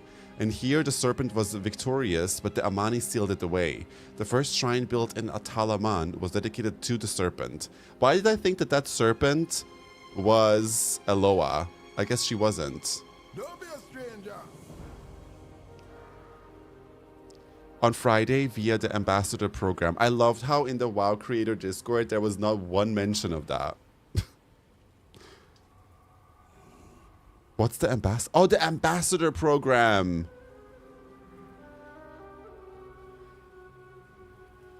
Blizz.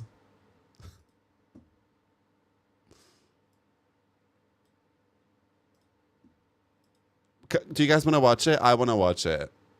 Would you be okay with watching it with me? Okay, it's an hour. I don't want to watch that. Let's not watch an hour-long video.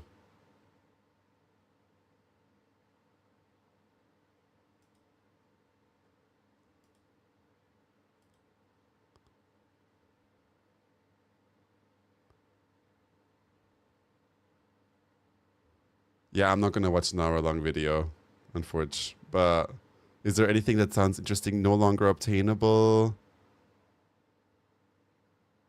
Future of professions. What Eon is excited about.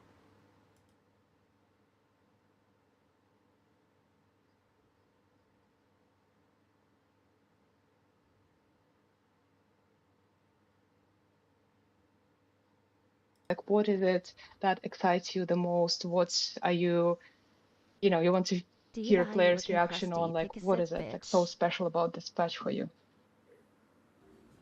I mean, everyone loves a good troll patch. Everyone loves a good troll raid. What is more iconic than that? But I think, yeah, I mean, I think just, you know, really excited to see everyone jump in and experience the full extent of this story and see where it's going. Okay, yeah, we're not gonna watch that. Homework, go watch the video Divas so we can discuss it next stream. I think that's a good idea, yeah. Or maybe, oh yeah, Haley, that's a good point. Maybe there's a Wowhead summary.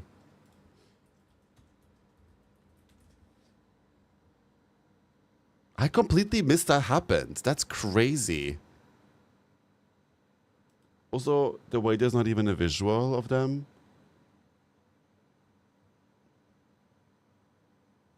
Portal room Q&A. Okay. Oof. Oh. Oh, a wall of text, bitch. No, we're not watching that. But let's just see. 8-week content cadence. The 8-week cadence is brought up a lot, and it's not Ironclaw on Blizzard's end. The idea was initially a goal of Dragonfly coming off our expansions with long stretches of content drought, which players were clearly unhappy with. Every 2 months felt about right, both from a content and bug fixing perspective, though they acknowledge that it has grown to feel overwhelming for others. Okay. See, this is where I already disagree. I don't think it's overwhelming that we're getting new content. I think it's overwhelming and boring because it's the same thing over and over again and it feels pointless and soulless. I don't think that more content is bad. I think that it's just bad content. Sorry. Like, I call it a hot take. But like that, these 2 zones that they added and all that like stuff around it is so pointless to me and is so like blah blah content. Like it doesn't excite me. So I don't think anyone's actually overwhelmed in the sense that that's too much content. It's just fluff. That's the problem. It's fluff content. It doesn't feel like actually meaningful stuff, you know? Exactly. So if we would get exciting, important, and good content every 2 months, I don't think anyone would be overwhelmed. But I think their idea of content right now is, okay, let's introduce anything that's like a new event or a new zone. Let's pack it with a million like different random systems and a million like new cosmetics you could earn and a million new mounts that are all reskins, and let's call it content. I don't know about that. I think that is overwhelming because it feels like pointless content that is just like a big to-do list to get these things collected. But is it actually the content that you enjoy? No, probably not. You know? What are Skyborn? Shadowlands Survivor. We didn't know the reward was what. We thought we were gonna eat. I get that. I think having a 5 and a 7 gives a lot of stuff that isn't that exciting. Exactly. That's what I mean, you know? They're not even making it fun to collect. Exactly, Haley. 100%. I'm not gonna be the one to be like, oh, I don't want more collectibles. No, it's just that it's just not, it feels so pointless, you know? It feels so like it doesn't have a soul in a way. Like it sounds so dramatic, but I don't know. Like I played more during BFA drought than I play right now, even though right now is probably the most WoW content we've ever had. But I played more in BFA. I think that speaks for itself. I mean, that's just a snapshot of me, but I do feel like a lot of people probably relate to that. Hi, Felix. We tried staggering content out more during the War Within, with of course players hated the time gating, so they've tried to move away from too much time gating. Good. Currently, data supports that the idea that is the cadence fits the majority of their players best, though it's a tricky balance between players who always want more and players who are easily overwhelmed. I think overwhelmed is probably the wrong word for it, though. I genuinely believe that. Based on their surveys, 50% I think is just right, 25% think it's too fast, and 25% think it's too slow. If that shifts, they'll certainly adjust their approach. Okay.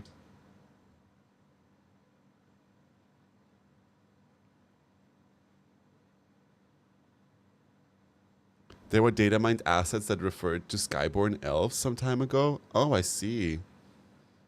Sincerely, I returned to WoW from a pause to February. I finished the Undermine and tomorrow I will do Karesh and then I will go into Midnight. That's so exciting, Felix. You're going to have the best time. I think it's apathy now rather than overwhelmed. Very that. Very that. Caldwell. Exactly. Communication is something sometimes about informing people about what's going on in the game. Other times it's about sharing philosophy, and sometimes it's just about hearing from the passionate people shaping the world. Blah, blah, blah, blah, blah. More Q&As are upside the table. Nice. Unfortunately, sometimes when they try to fix an abusive, there's a collateral damage that breaks accessible tools. They've been trying to invest in meaningful improving the baseline experience so that you don't need to download so many add-ons for the sake of accessibility. Great. 12.1 is also improving the add-on API in ways that increases security but also restores functionality for trying to sound, gaining, and losing buffs. Great. Guilds and player agency. Not interested. Growing the PvP population. Good for them. Collections and remix. Collector's Bounty is certain to return eventually. Yay! But it's something they want to use very sparingly. It should feel special and impactful when active, and if it comes around too often, then it would start to feel like it's pointless to farm outside of it. That is very true. Which would be counterproductive overall. When it's around, it should feel tangibly different, which demands that it be rare. They will also continue to do remix experiences. It's a great time to experience an expansionist story at a faster pace while being distinct from just being going back and max level and steamrolling everything. When it comes to collecting, they always want to be careful about making it feel like players can never be done. They don't think it's a problem if people are done farming an old instance, which is why they didn't add new housing items to old Dragon Soul bosses. Uh-huh. I want to say something about the Collector's Bounty. I agree with that. Even now that they've added Collector's Bounty once, it makes me completely lose interest in farming old mounts because I'm like, I'll just wait for a Collector's Bounty. Even if I have to wait 2 years, I would rather wait 2 years than spend 2 years running instances every week. I don't know. Because I know it's happening, right? And I know my chances are going to be so much more increased. Like, farming the Sylvanas raid right now for a 1% chance of getting her mount sounds like the nightmare to me. Farming it for 2 intense weeks in 2 years sounds like a much better idea to me. There's a fraction of percent of collectibles that are planned to remain exclusive, mainly things that were originally cited to have limited availability, though it's not something they plan to use much going forward either. There are tons of things that are unobtainable by accident, such as a piece of content that was changed or removed, in which case they're happy to bring them back in some way. Outside of a very short list of things like original challenge mode or Mage Tower appearances, they'd love to hear examples. Well, maybe that's what people want then. If he's like, out of the ones that you guys already are asking us for, give us something else. Well, they're asking for something. Give us the thing that they're asking for. Right. Okay. He's like, yeah, we'll bring things back, but not the ones you're asking for, like the Mage Tower appearances. Like, just give, you know we want it. Make us re-earn it. Like, he's like, oh, so you want water and food? Tell me about other things you want besides water and food. But we want water and foods. Okay. I mean, maybe this is also paraphrased and maybe he said it differently, but yeah. Profession updates. Archaeology in particular has a great fantasy and lore, but relatively few players were excited by the actual gameplay of it. Okay. They'd love to find a new way of delivering the fantasy of researching and discovering lost civilization with more fun moment-to-moment gameplay. So yes, they want to bring it back, but maybe not in the old way. That's what I'm getting from this. It's giving, ignoring the employee well-being feedback and buying everyone pizza instead. Oh yeah, or it's like when the big boss gets the data and sees everyone's unhappy and then they invite everyone on a one-on-one and then the big boss sits in front of you and tells them, so what is it that you don't like about working here? As if anyone's going to admit it to them. It's giving that. Secondary professions are overdue for a closer look and the team is currently discussing improvements with the Last Titan. Okay. Remarks from Eon.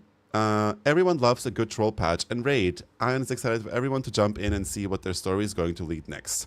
He's seen players speculate that there is a complete side story, a distraction from our main goal of pursuing Zalatath, but there's more in the story. He's also very excited to see everyone again at BlizzCon and shares a lot more information about all things Warcraft at the time.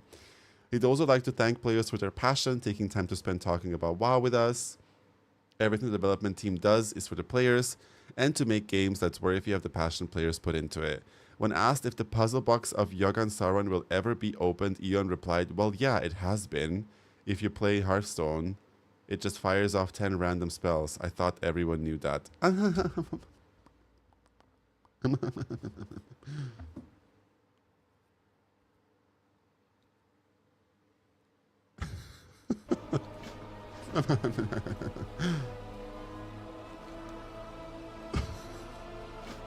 He's so funny.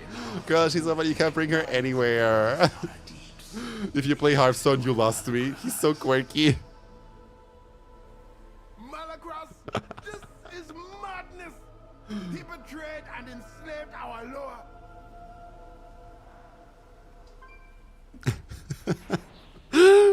Okay, divas, I'm gonna quickly go make myself a coffee and get some water, and then I'm gonna be right back.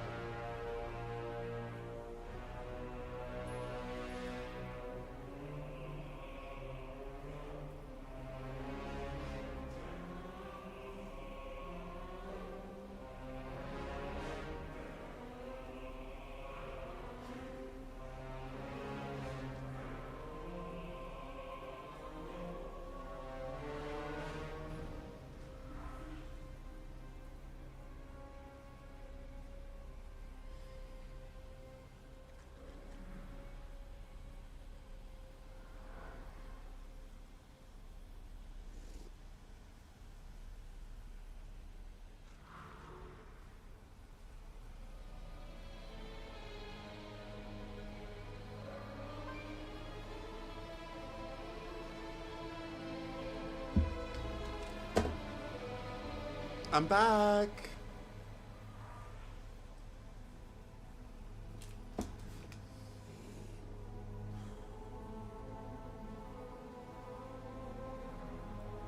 I made cold brew 3 days ago. It's so good.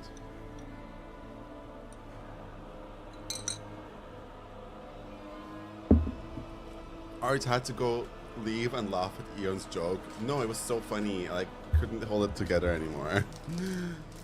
Seeing people's takes on lore, maybe media literacy is dying. Ooh, what takes are you looking at? Bye, Mom. Good night. Sleep well.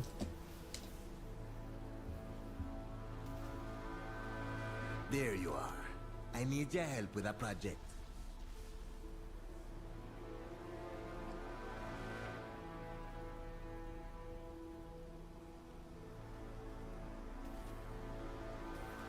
We need something more. A weapon the Amani can wield to protect our people and use as leverage against our rivals. Zulaman will always stand. Firebranch? Malakras! We must tell Zulshana. She will try to stop me from finding Ulatek, just like with the Lightwood. But we need it. Girl. And we will need Ulatek. Now I have that song stuck in my head. It's so confusing tonight to be a girl. Dangerous to unleash. Or it may be the weapon we need for when the elves make war on us. For when the Loa abandon us. I need Dylan to play this and look at all this story, and then so we can discuss in the podcast tomorrow. Why not put some of that faith in me, Uncle?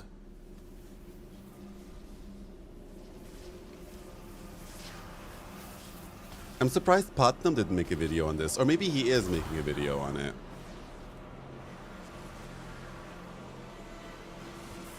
He just probably takes a bit longer to make one.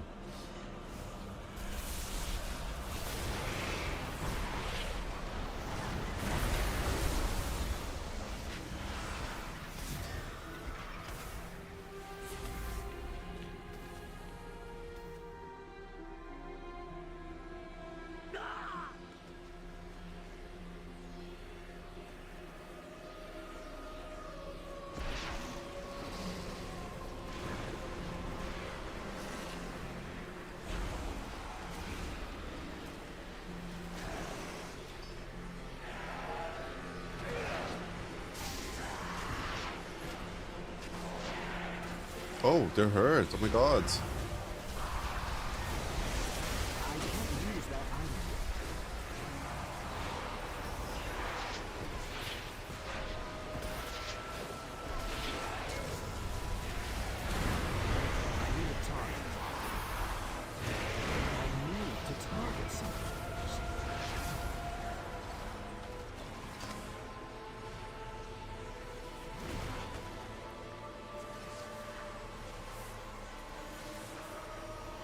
Redirecting? Oh.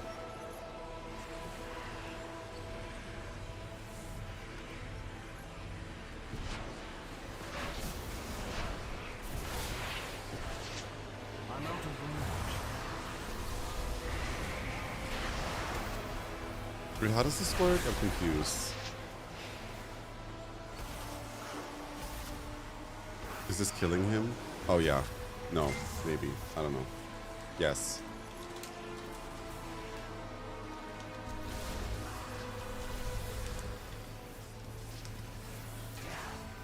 I need to go into a cave? Where?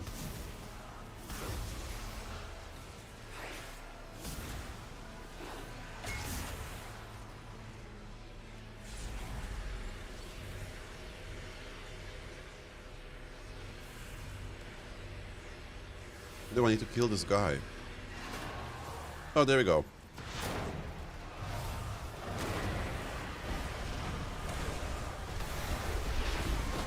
Period.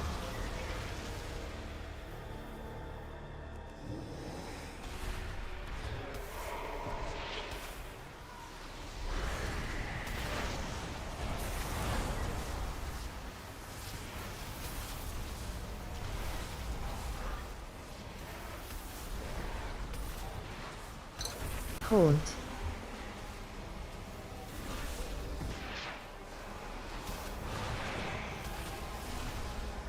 These machines, so breakable. Oh my god, we got the mount. I forgot. These machines. What, are we done here? Yeah.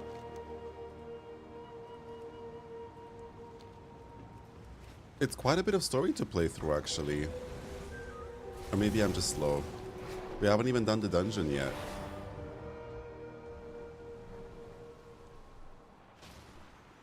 This is a fool's errand. Malakas is dead. I will remember even so. It is his knowledge that we seek. Jean boy, no good can come from. I want to do healing or tanking, but they're both so overwhelming and people can be rude and aggressive sometimes. Oh, I'm sorry, babes, but I do feel like if you want to do these roles, you should. You still should do it. And just don't give a like. I know, just don't give a fuck what people think. But think about it. If you're a tank or a healer, especially if you're a tank and you're in a dungeon and people are being rude to you, you just leave, and then you'll find a new group. You have that privilege. You have that privilege. You don't even have to read what they say. If they're being rude, you peace out.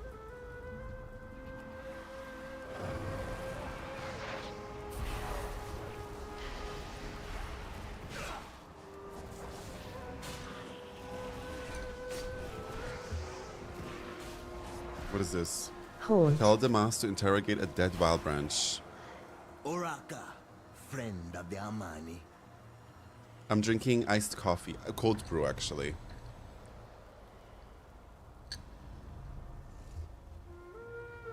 So good. I made cold brew. I haven't done that in forever.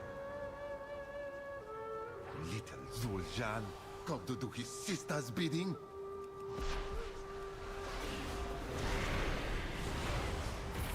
Lime. Yeah, the glass is like, the glass has like a green tint. That's why. Hold. It's a Starbucks like to-go cup back when I still used to go to Starbucks.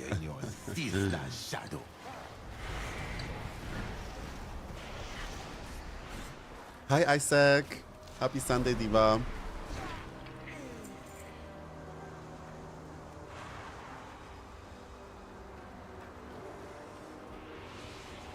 Malakras always said that binding the Loa was just the first step. He had bigger plans than that. Off topic, but is there anyone else in the US that has been dealing with the wildfire smoke? I saw that on socials. I hope you're safe, Nature. It's like in the east, right? Like Washington.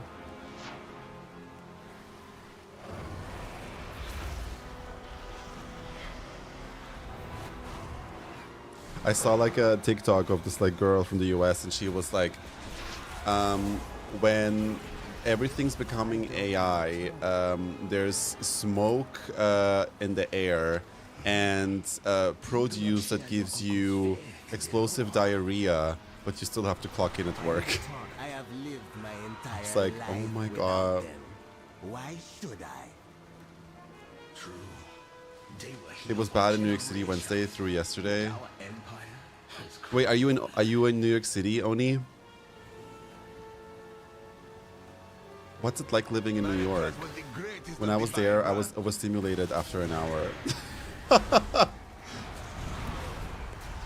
Can you live in New York and be be happy if you're an overstimulated girly?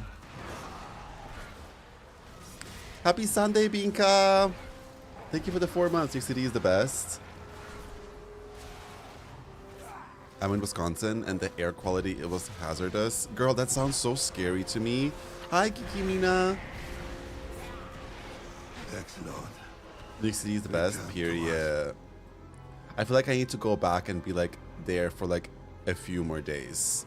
Because when I was there, it was very short and I was very, very, very overwhelmed very quickly. Oh, wait, to do the mask thing. Everyone is overstimulated. I hate that. Do you guys have spiders? Do you guys get like crazy spiders in your apartments? Asking for a friend. Cockroaches. I feel like I would be better at dealing with cockroaches than with big ass spiders. I think. Wait, how often do you have to deal with cockroaches? And are they big? Do they hiss? Want to hear them? Waiting for Spain to win today. It's Spain playing today? Against who are they playing? Swap your cockroach for a spider story and that's me. Yep, isn't cockroaches technically even scarier because they are way more resilient than spiders? Argentina? Oh, work! Who do you guys think is gonna win? I have no idea about anything.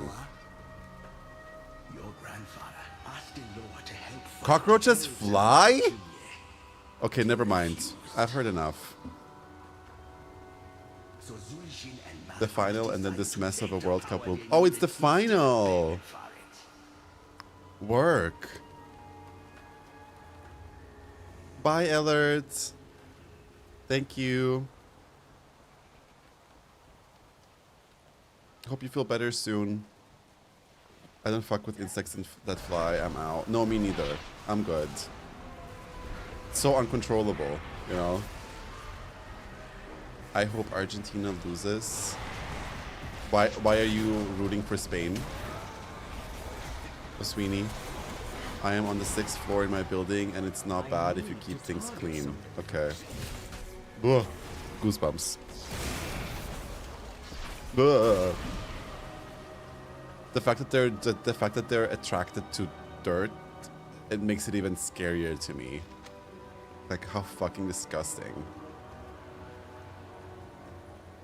I unfortunately live in a house that has a centipede problem. Girl, what does that mean? What does that mean? Do they have like an... Okay, let's talk about things that are nice. I don't know why I drifted into that conversation again. Let's talk about nice, cozy things. Girl, I've literally had a cockroach fall on my head in the middle of doing the deed.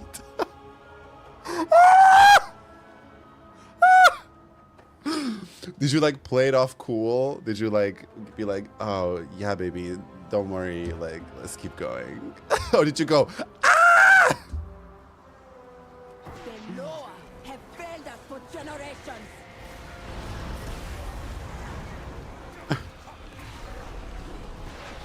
It's not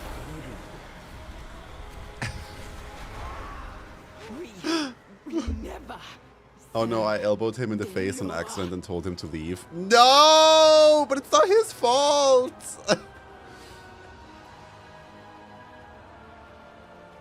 Boah, that sounds like my fucking nightmare. Whoa.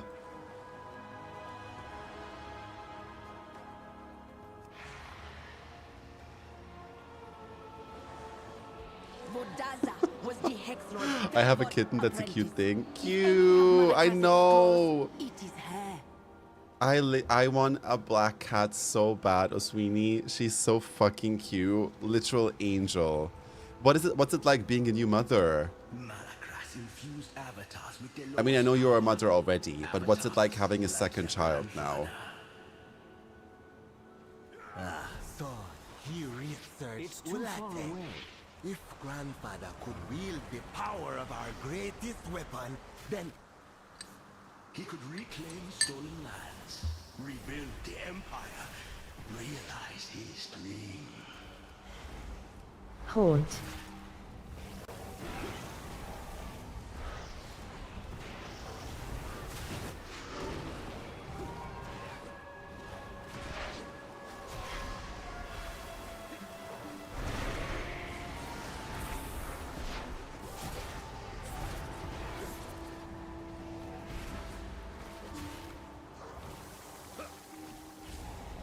Oh, Psychic, you're freaking me out.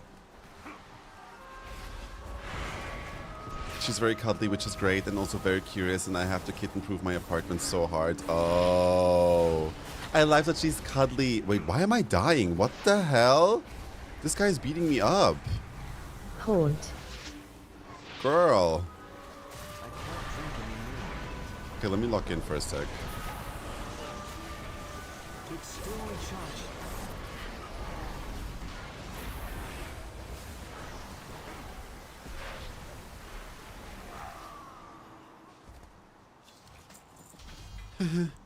Oh, we got transmog. Uh-huh.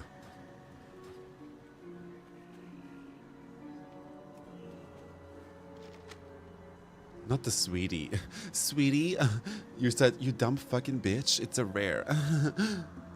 Sweetie, it's a rare.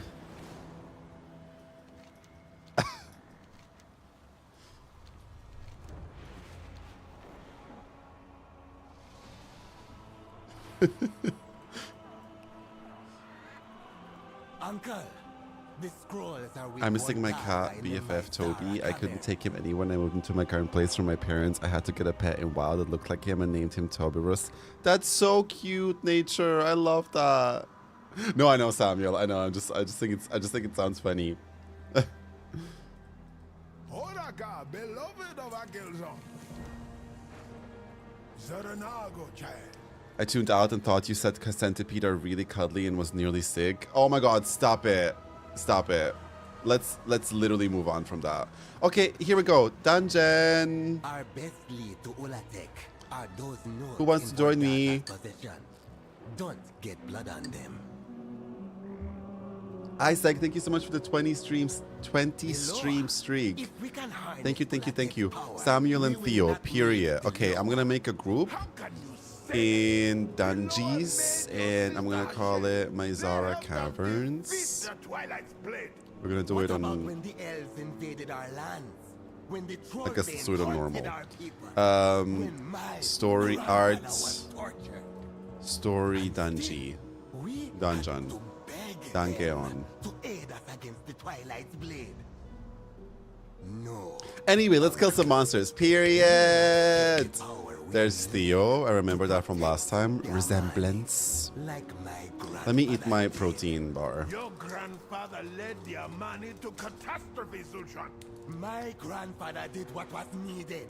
The Amani stand alone, and the Amani never die.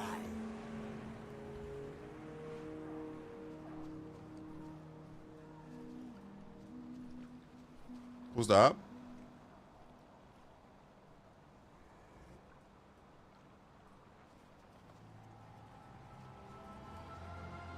Samuel? Anybody else? We need tank and healer.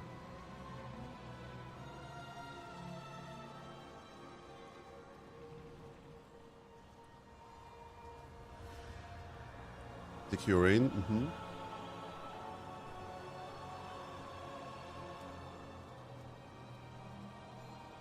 Anybody want to heal?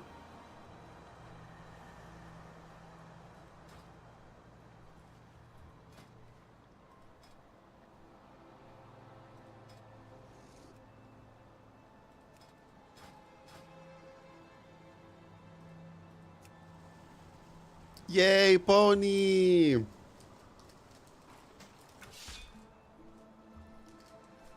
Cute.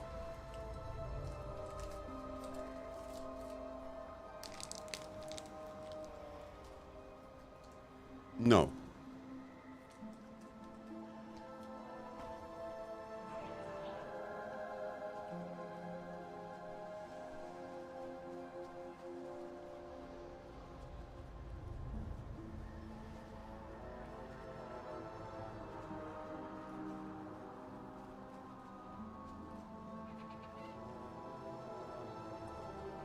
Mm-hmm.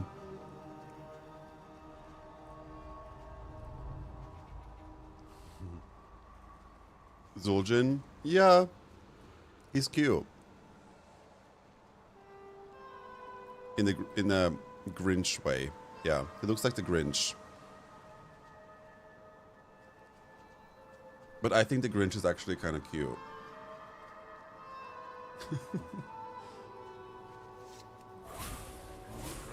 I kind of relate to the Grinch, honestly. I think he's kind of cute. I would date the Grinch.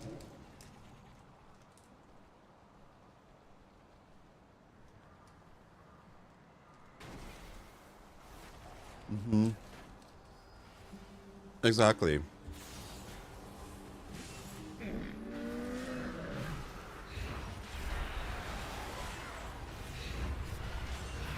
Mm-hmm. I would say Grinch is to hear me out. I don't have a target. Yeah.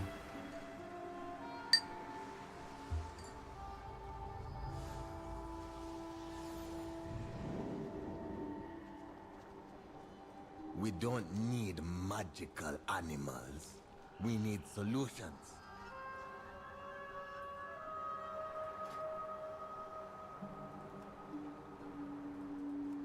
Are you online, Pony?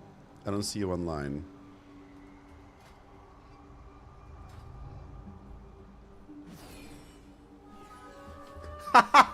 Hannah! What? You guys don't think the Grinch has something about him? I don't know.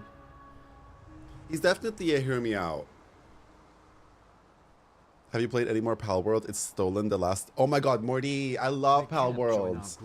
I've been trying to avoid it a little bit because I've been touching grass the past week, but and I need to still edit. I have so much editing to do. It says you can't join our group. Let me invite you. There we go. Just make sure you swap to healer and then let's go.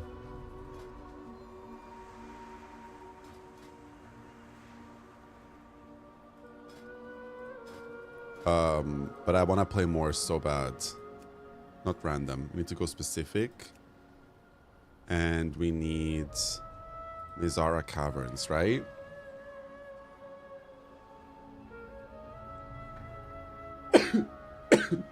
Is it Mizara Caverns?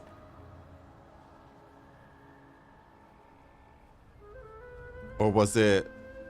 Yes, okay. Oh, Theo is offline. Girl, you and those DCs. Hey, Tomek.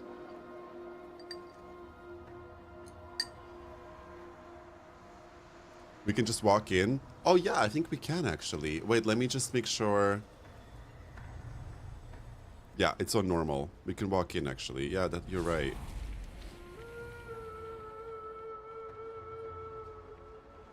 If you know the entrance.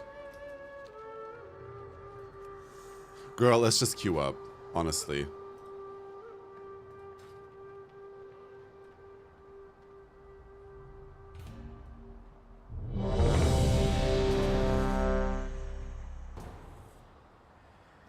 Theo, that you need to beat these internet bitches up. Like what is the tea? Anyway, what hear me outs do you guys have? And not necessarily WoW people, but like in general. Do you have like any crazy hear me outs?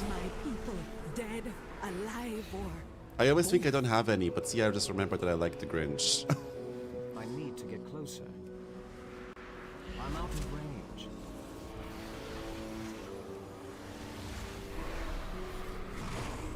Grog from Vox Machina. That is not a hear me out at all. A dumb buff man, I think, is very common. Another widow back. I don't. I'm so boring. It's not I would. Okay.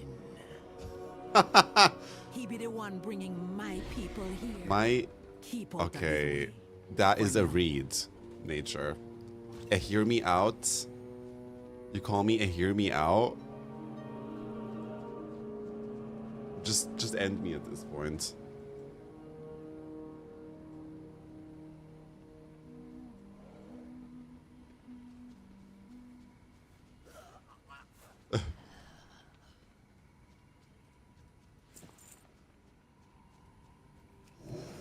Some bitches be like, oh my god, hear me out, the Babadook. And then she's like, art.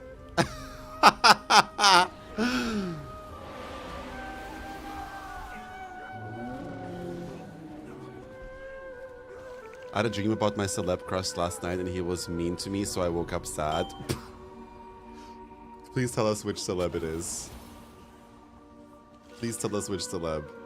I need to know. Who be stealing my kill? Who be letting Alazi's little kittens go?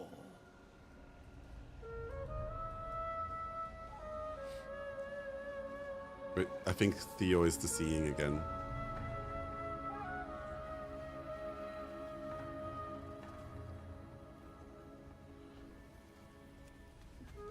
His name is Henry Ashton. He was in the Knight of the Seven Kingdoms. Was he the main character? I kind of see. I get it. He's so hot. He's so hot. He's so like chunky and cute and sweet and charming. No, I get it. He played the drunk one. Oh, I thought you meant Dunk. Oh, yeah, no, he's cute.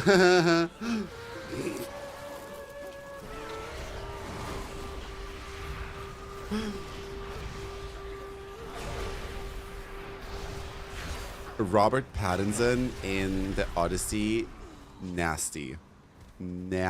Holy shit. I mean, that's good acting in my opinion, right? If you like an actor and they play a character that is so nasty you actually start hating them, it's probably approval of their good acting. But his character is disgusting. You just hate him. You hate him.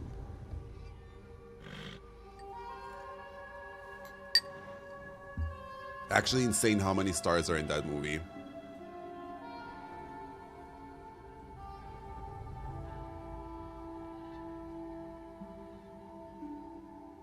My type is pathetic rat men. What can I say? Oh, I'm so sorry, my bestie. I'm so sorry. You live with a curse. If I don't get ya, never Hear me out, Professor Utonium. Who the fuck is that?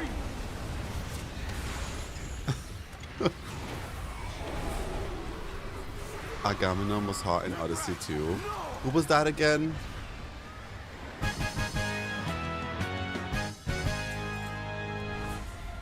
A good kill, Hashura, and I rescued all that was still alive. Who was that again? Agamemnon. Follow me. I'm probably the only one, but I don't find the heated rivalry actors that hot. I kind of agree with you. They're two attractive guys. Not be natural. And the energy flowing into I think you have to watch the show probably to be attracted to them because there's a lot of sex scenes, right? the souls of the dead in powerful magic spells. I hope this is not No, I why fully they agree brought with you. my kin here.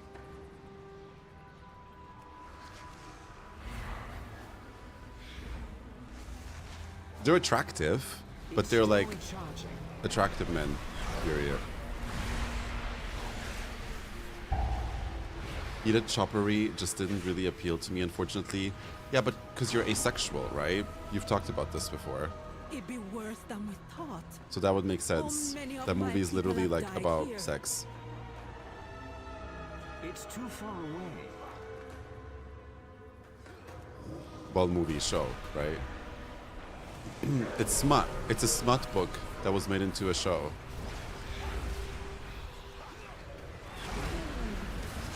Like, people are weirdly obsessed with them. I don't either because of how weird people are about them. Ooh. Well, it's smut. Unfortunately, smut will always be a little... Smut will always have a bit of, like, you know, gray morals. But it's smut. Like, it's not to be taken too seriously. That's why that's the point that annoys me about heated rivalry is people being like, oh my god, it's this like huge like, you know, political and progressive movie. I'm like, girl, it's not. It's about two guys fucking and sucking. Two mask representing sports guys, like fucking and sucking. Girl, it's not like it's not. Sorry. And they're like, yeah, no, but it's about their coming out. I'm like, wow, boo-hoo, boo-hoo. Like, that is life-changing. Watch Pose, okay? And let's talk again. There are souls still that we can save. You confront her, I'm gonna release all the souls I Like, can let something be... Like, not everything has to... Like, don't get me wrong. Not everything has to be, like, a big political message behind it. Not at all. Let things like be like whatever they are, you know, but don't make it out to don't like you know, justify you just being horny for it with like, no, it's like actually like really like educational on like, please girl, please. You like to watch them sucking and fucking, and that's okay. I support it.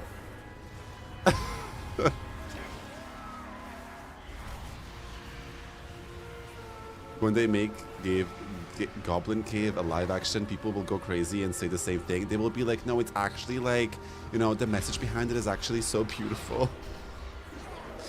It's still Okay. charging. It's not ready yet. I need a target.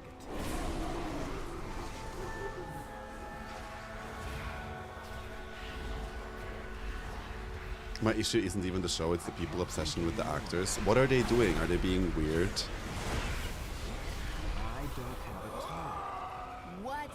They fiercely peeling potatoes while watching and hearing this smart political documentary. Ah! Oh my god, what are you making with potatoes? I'm hungry. Is it ready? Are we ready for food talk? No, not yet.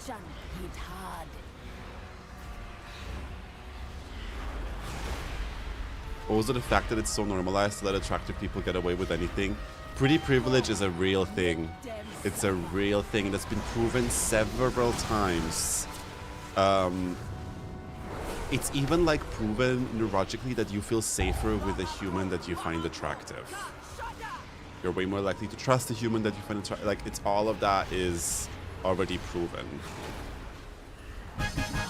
There's so many like people that have like went through a big transformation in their life, like, I don't know, like lost a little weight or anything, where they literally said how differently people will treat them.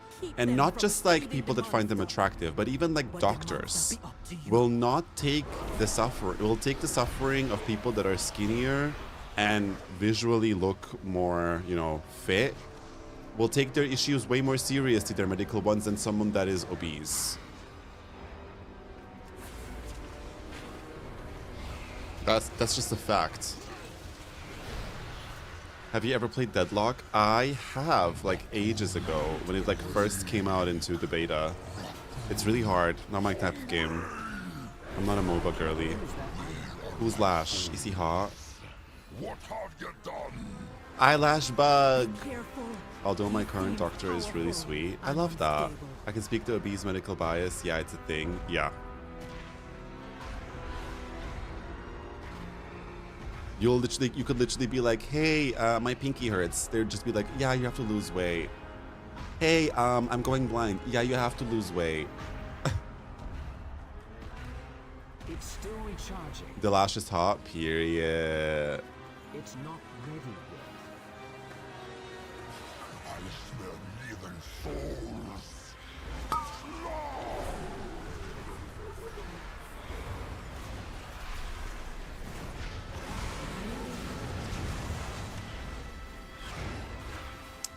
Although I'm about to go on GLP-1, so it's over for everyone. Oh, is that like Ozempic? Good for you, Diva.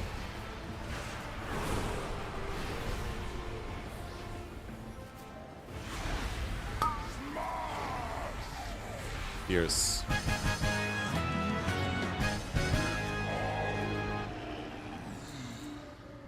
With the creature dead and the vile branch gone, we with a bar The Govi? Okay. sleeping a little safer. We did it! Wait, I kinda love WoW. Oh my god, Pony, shut up!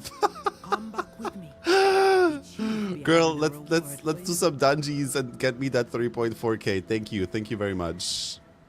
Could you love WoW a little more? No, I've been playing a lot of Palworld with Pony, and let me tell you something about Miss Pony. This diva, it gets so obsessed with the game that it's the only thing she does for like weeks. She doesn't look left and right. She will do that for the rest of like the next like month. And I relate to her though. I'm the same. Like, if I find a dish that I like, I will eat that dish every single day for months until I become sick of it. My old doctor refuses to put me on an anxiety med 8 years ago, but my therapist said I was depressed because I didn't have a boyfriend. I finally started anxiety meds last week thanks to the new doctor. Girl, what the fuck? Your turkey ham sandwich? Yeah. I was so surprised when you said, yeah, let's do the dungeon together. I was like, isn't she in Palworld? We haven't had any luck here. Did you succeed in getting Malacras's notes? Baby, I'm mentally ill and so many antidepressants. I'm sorry the body ain't tea right now. Girl. We will find victory. Loa, the key This is to touching grass for Pony. is hidden in the serpent trial of Talaman. Let's go. Thanks for joining, guys. Soldier, wait! We need to tell A little bit of wow, a little bit of touching grass. No, you guys don't understand Pal World. Like the base that me and Pony built in a Pal World will actually gag you guys. I think I should show you guys actually. Maybe I'll show you our Pal World base. If Pony hasn't changed it because I haven't played for 2 days. Pony, does it look pretty? Can I look? Can I show the girls? Or did you change it? If the key is within, we will have to smash the shrine open. Let's finish the story though. Let me know when you're ready. I have a few ideas. Want to hear them? Sulshan! Something's happening! Death to all who seek the serpent's power!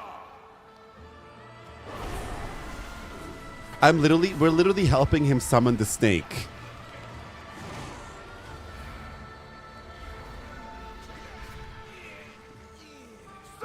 Oh, Oswini, you will gag at our base. It's so gorgeous. It's not like the best base we've ever seen, but I think for what we did, I think we made it really work. I'm looking into changing the breeding base low key. Yeah, the breeding base was just like quick. The breeding base was like super like quick, and I didn't really like make sure it looks pretty. But I would also eventually like the breeding base to look pretty. You know, they gotta feel comfortable. Yeah, it's the breeding base. It's called the breeding base. We breed there.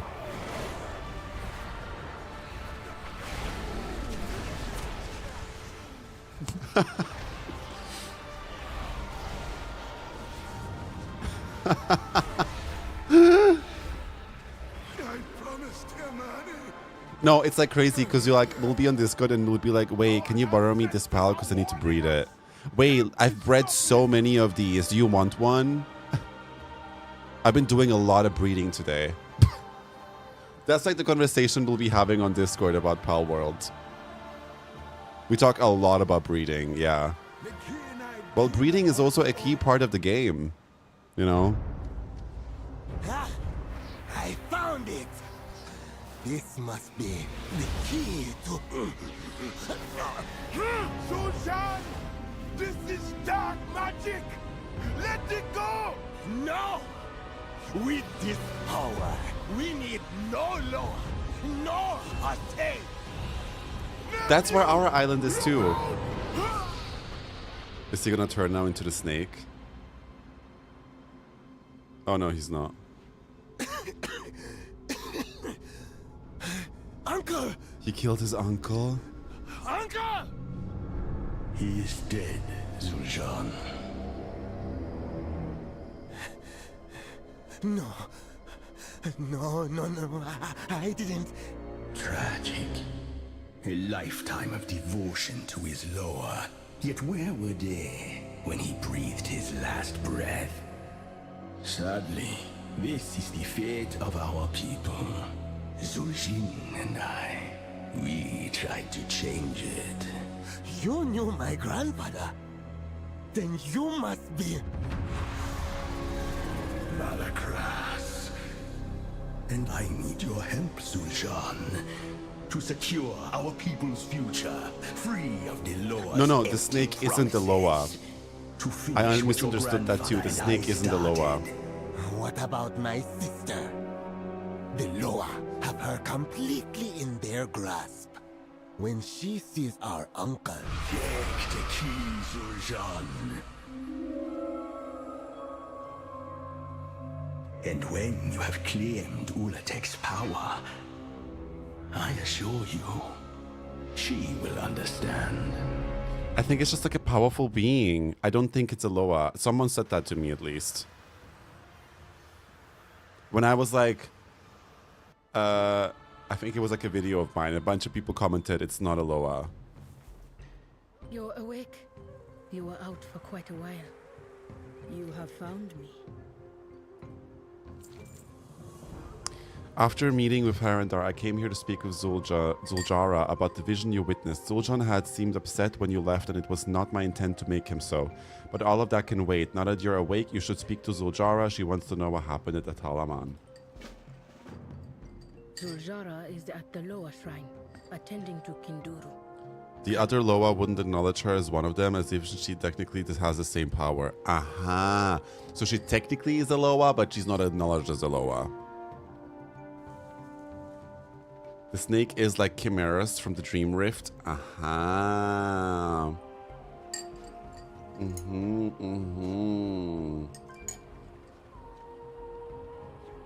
So not a Loa. What would we do without you, Uncle? So sad. Where have you been? Ultimately, it's a good time to see you again. The last time I saw my uncle, I had asked him to accompany Zuljan to a diplomatic meeting in Harandar. Now I find my uncle dead, you unconscious, and my brother missing. Zuljara's countenance is equal parts sorrow and fury as she turns to look at you. Tell me what happened. Relate the entire story to Zuljara. I see.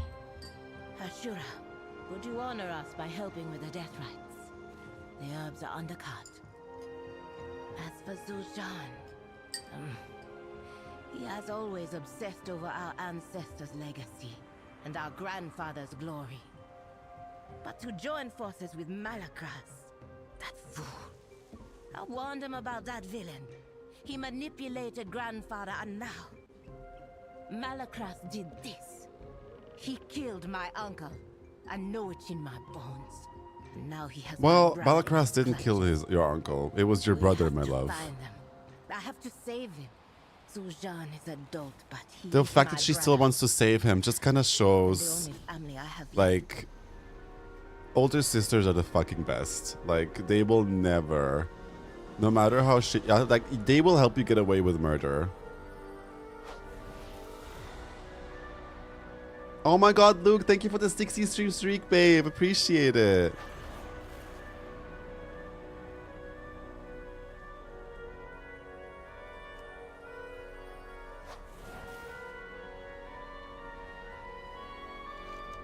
Zuljara, I bear responsibility for putting your brother on this path. I will help you find him. Thank you. This is not your fault, Owena, but I welcome your help.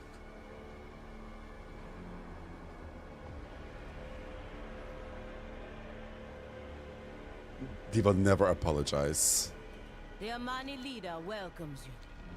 Did you play Pal World with your sister? Sorry I wasn't there to protect I'm about to. I'm gonna show the base of my Pal World to the divas now. always trouble. Remember Once our we. trip to the Oh, we're not done yet. Little Zuljan tried to swim across the strait. You were so We're not done yet. Never mind.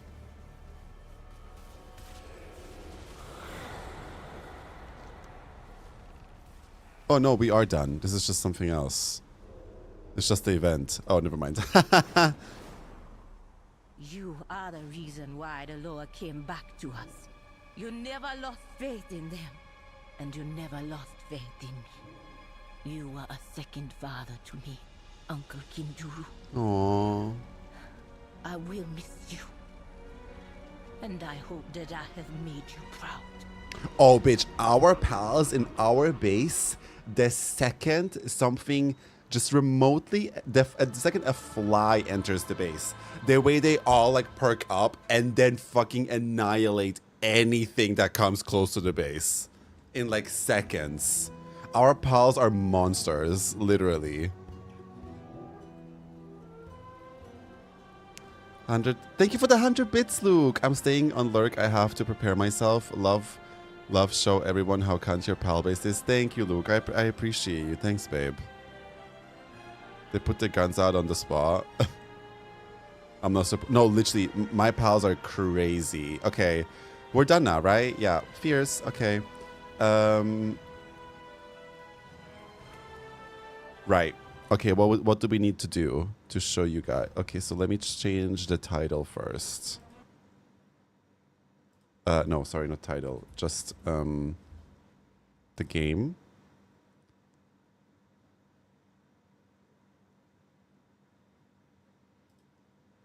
I'm gonna quickly show you, and then we're gonna play Resident Evil.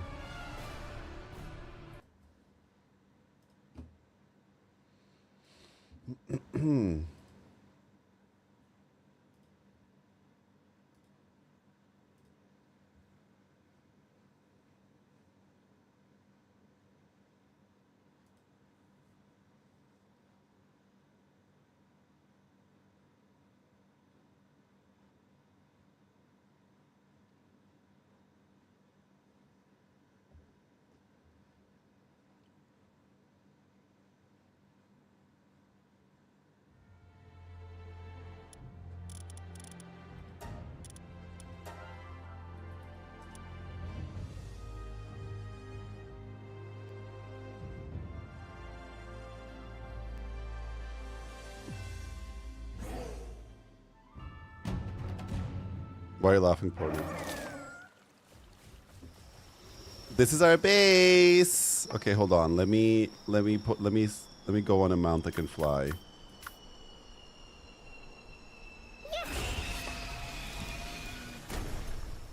I usually play with controllers, so I'm a bit confused now how everything works. Oh yeah, there we go.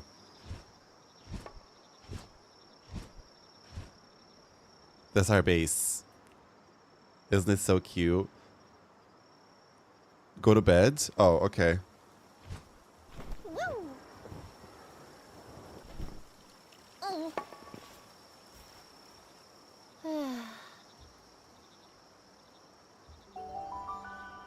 Go to bed, wig. Okay, so this is our base.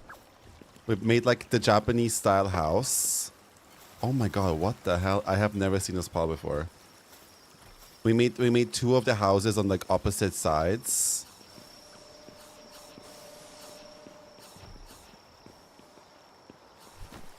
Here's house number 1.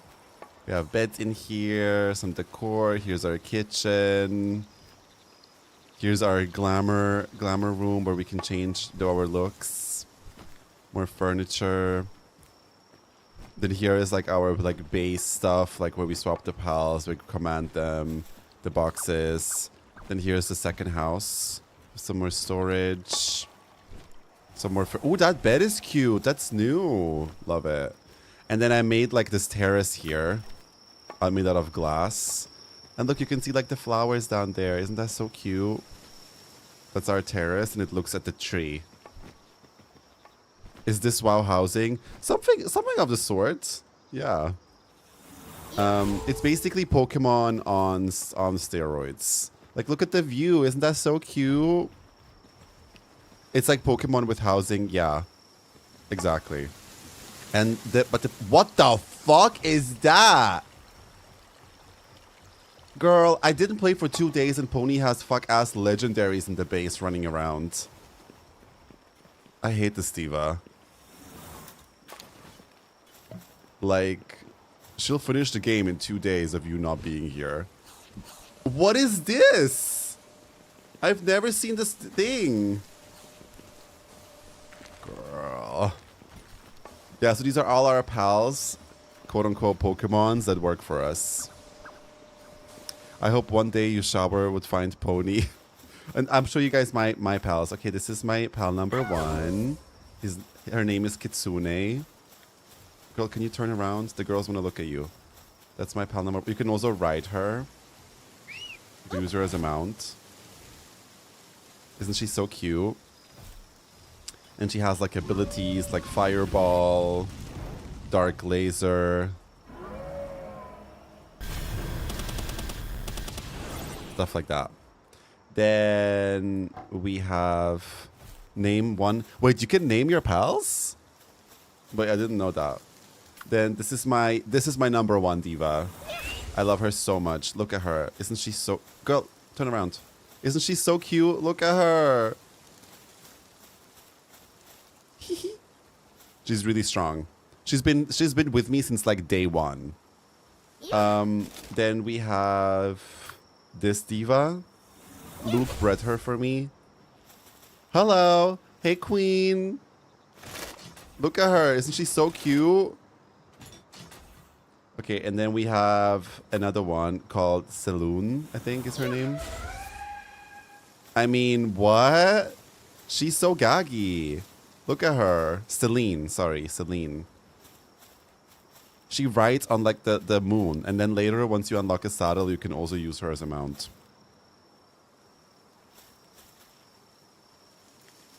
And then we have this one. This is my flying Pokemon. I'm not so obsessed with this one. I'm just using it right now because it's my fastest riding one, but eventually I want to get a better one. But yeah, you can fly in this game.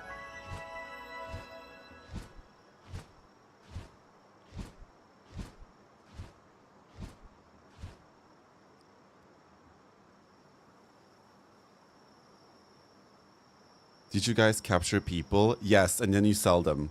We capture them and then we sell them. Human trafficking. It actually makes a lot of money. Also, you make like weapons in this game. Sorry, I'm so not used to the... You make like weapons like this. And then you shoot them. And then you can catch them. And then they work for you. As literal slaves.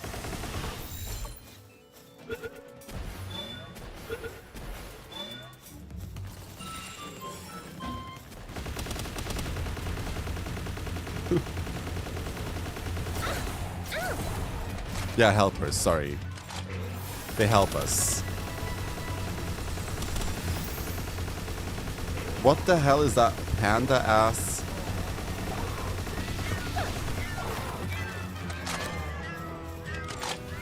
So, oh yeah, that's Luke. That's Luke's panda, and when you ride that panda, he gets like 2 massive guns he can use.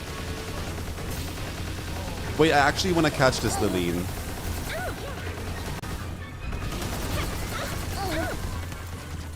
Let's not kill her.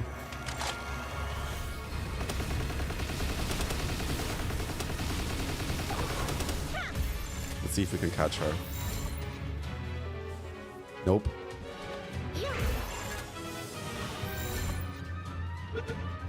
I have exotic spheres. I'll use that. Oh, we caught her. Period. No, you shoot Avril Liline. Oh, Sweeney, I had to buy so many PAL parts and Leather Girl. I've been spending millions. Pony looks like Palworld Jesus. No, you guys don't understand. Pony, when she gets up... Also, this is my diva. Like, isn't she so cute? I wanted her to look like an alien bad bitch. Like, she is that girl. Like, don't play with me.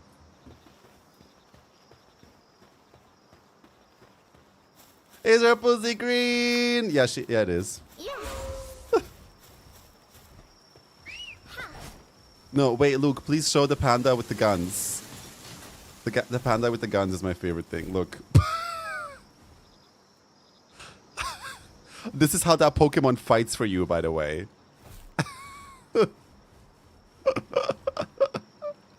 This game is so stupid, seriously. And then obviously you farm, like, you mine, they farm for you, they produce electricity, then you smelt everything, and then you make weapons, you make better armor. But you also want to make sure that they're comfortable, so you make, like, baths for them where they can relax.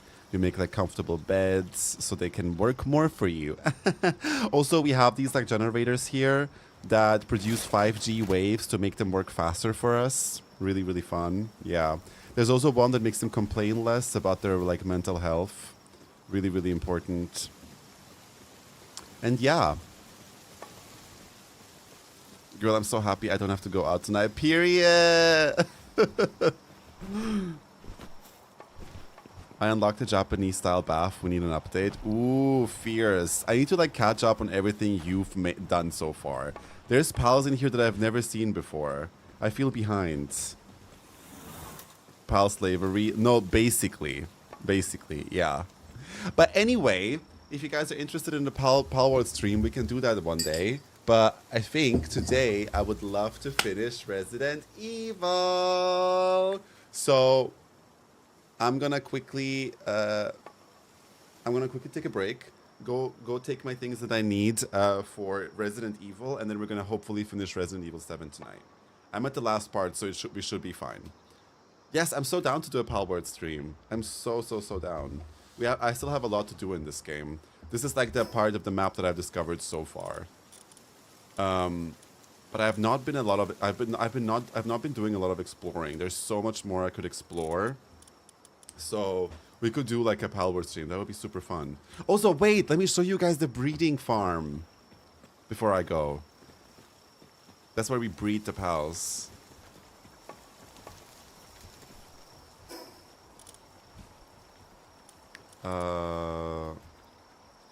Is this the one? Yeah, I think that's the breeding one. Is this not going to be PG? No, it won't. But my stream is PG-18 anyway.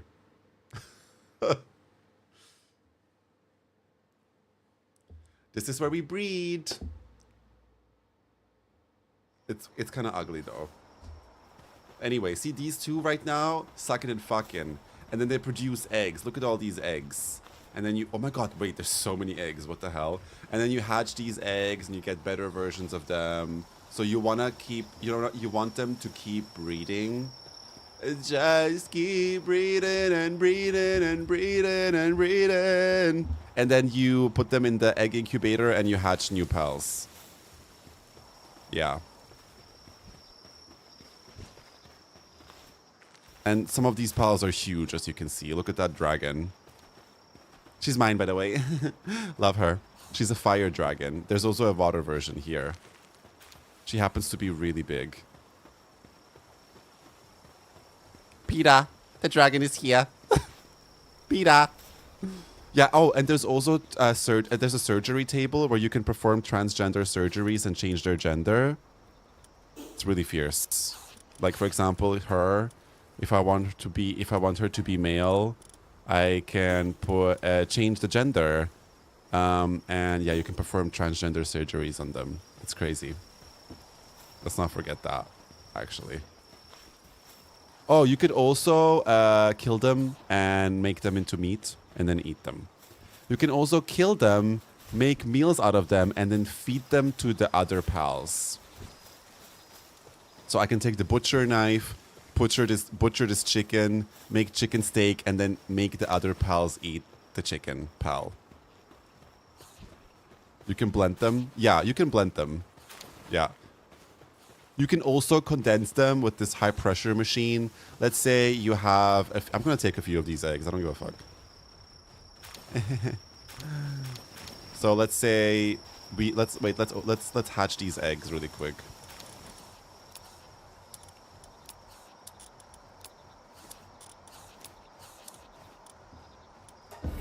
Okay, now we got 3 Frostallions. You can condense them into one powerful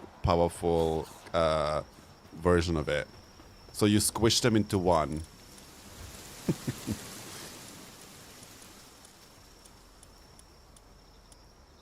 Where is she? Here. Okay. So we condense them with this, and then we squish them into one. And now we have one really strong one. Isn't that fierce? Or I could butcher her and make food out of her. And then feed her to my other pals. There's a fire... I'm sure there is a fire horse girly, yeah. The game is absolutely fucking insane. But it's also so fun. It's so fun. But it's basically Pokemon, but they also work for you, and you breed them. Yeah. Anyway, I'm gonna prepare things for Resident Evil. And then we'll finish it. I'm so excited. I'm excited to see the ending of it. Okay. I'll put on some music and I'll be right back.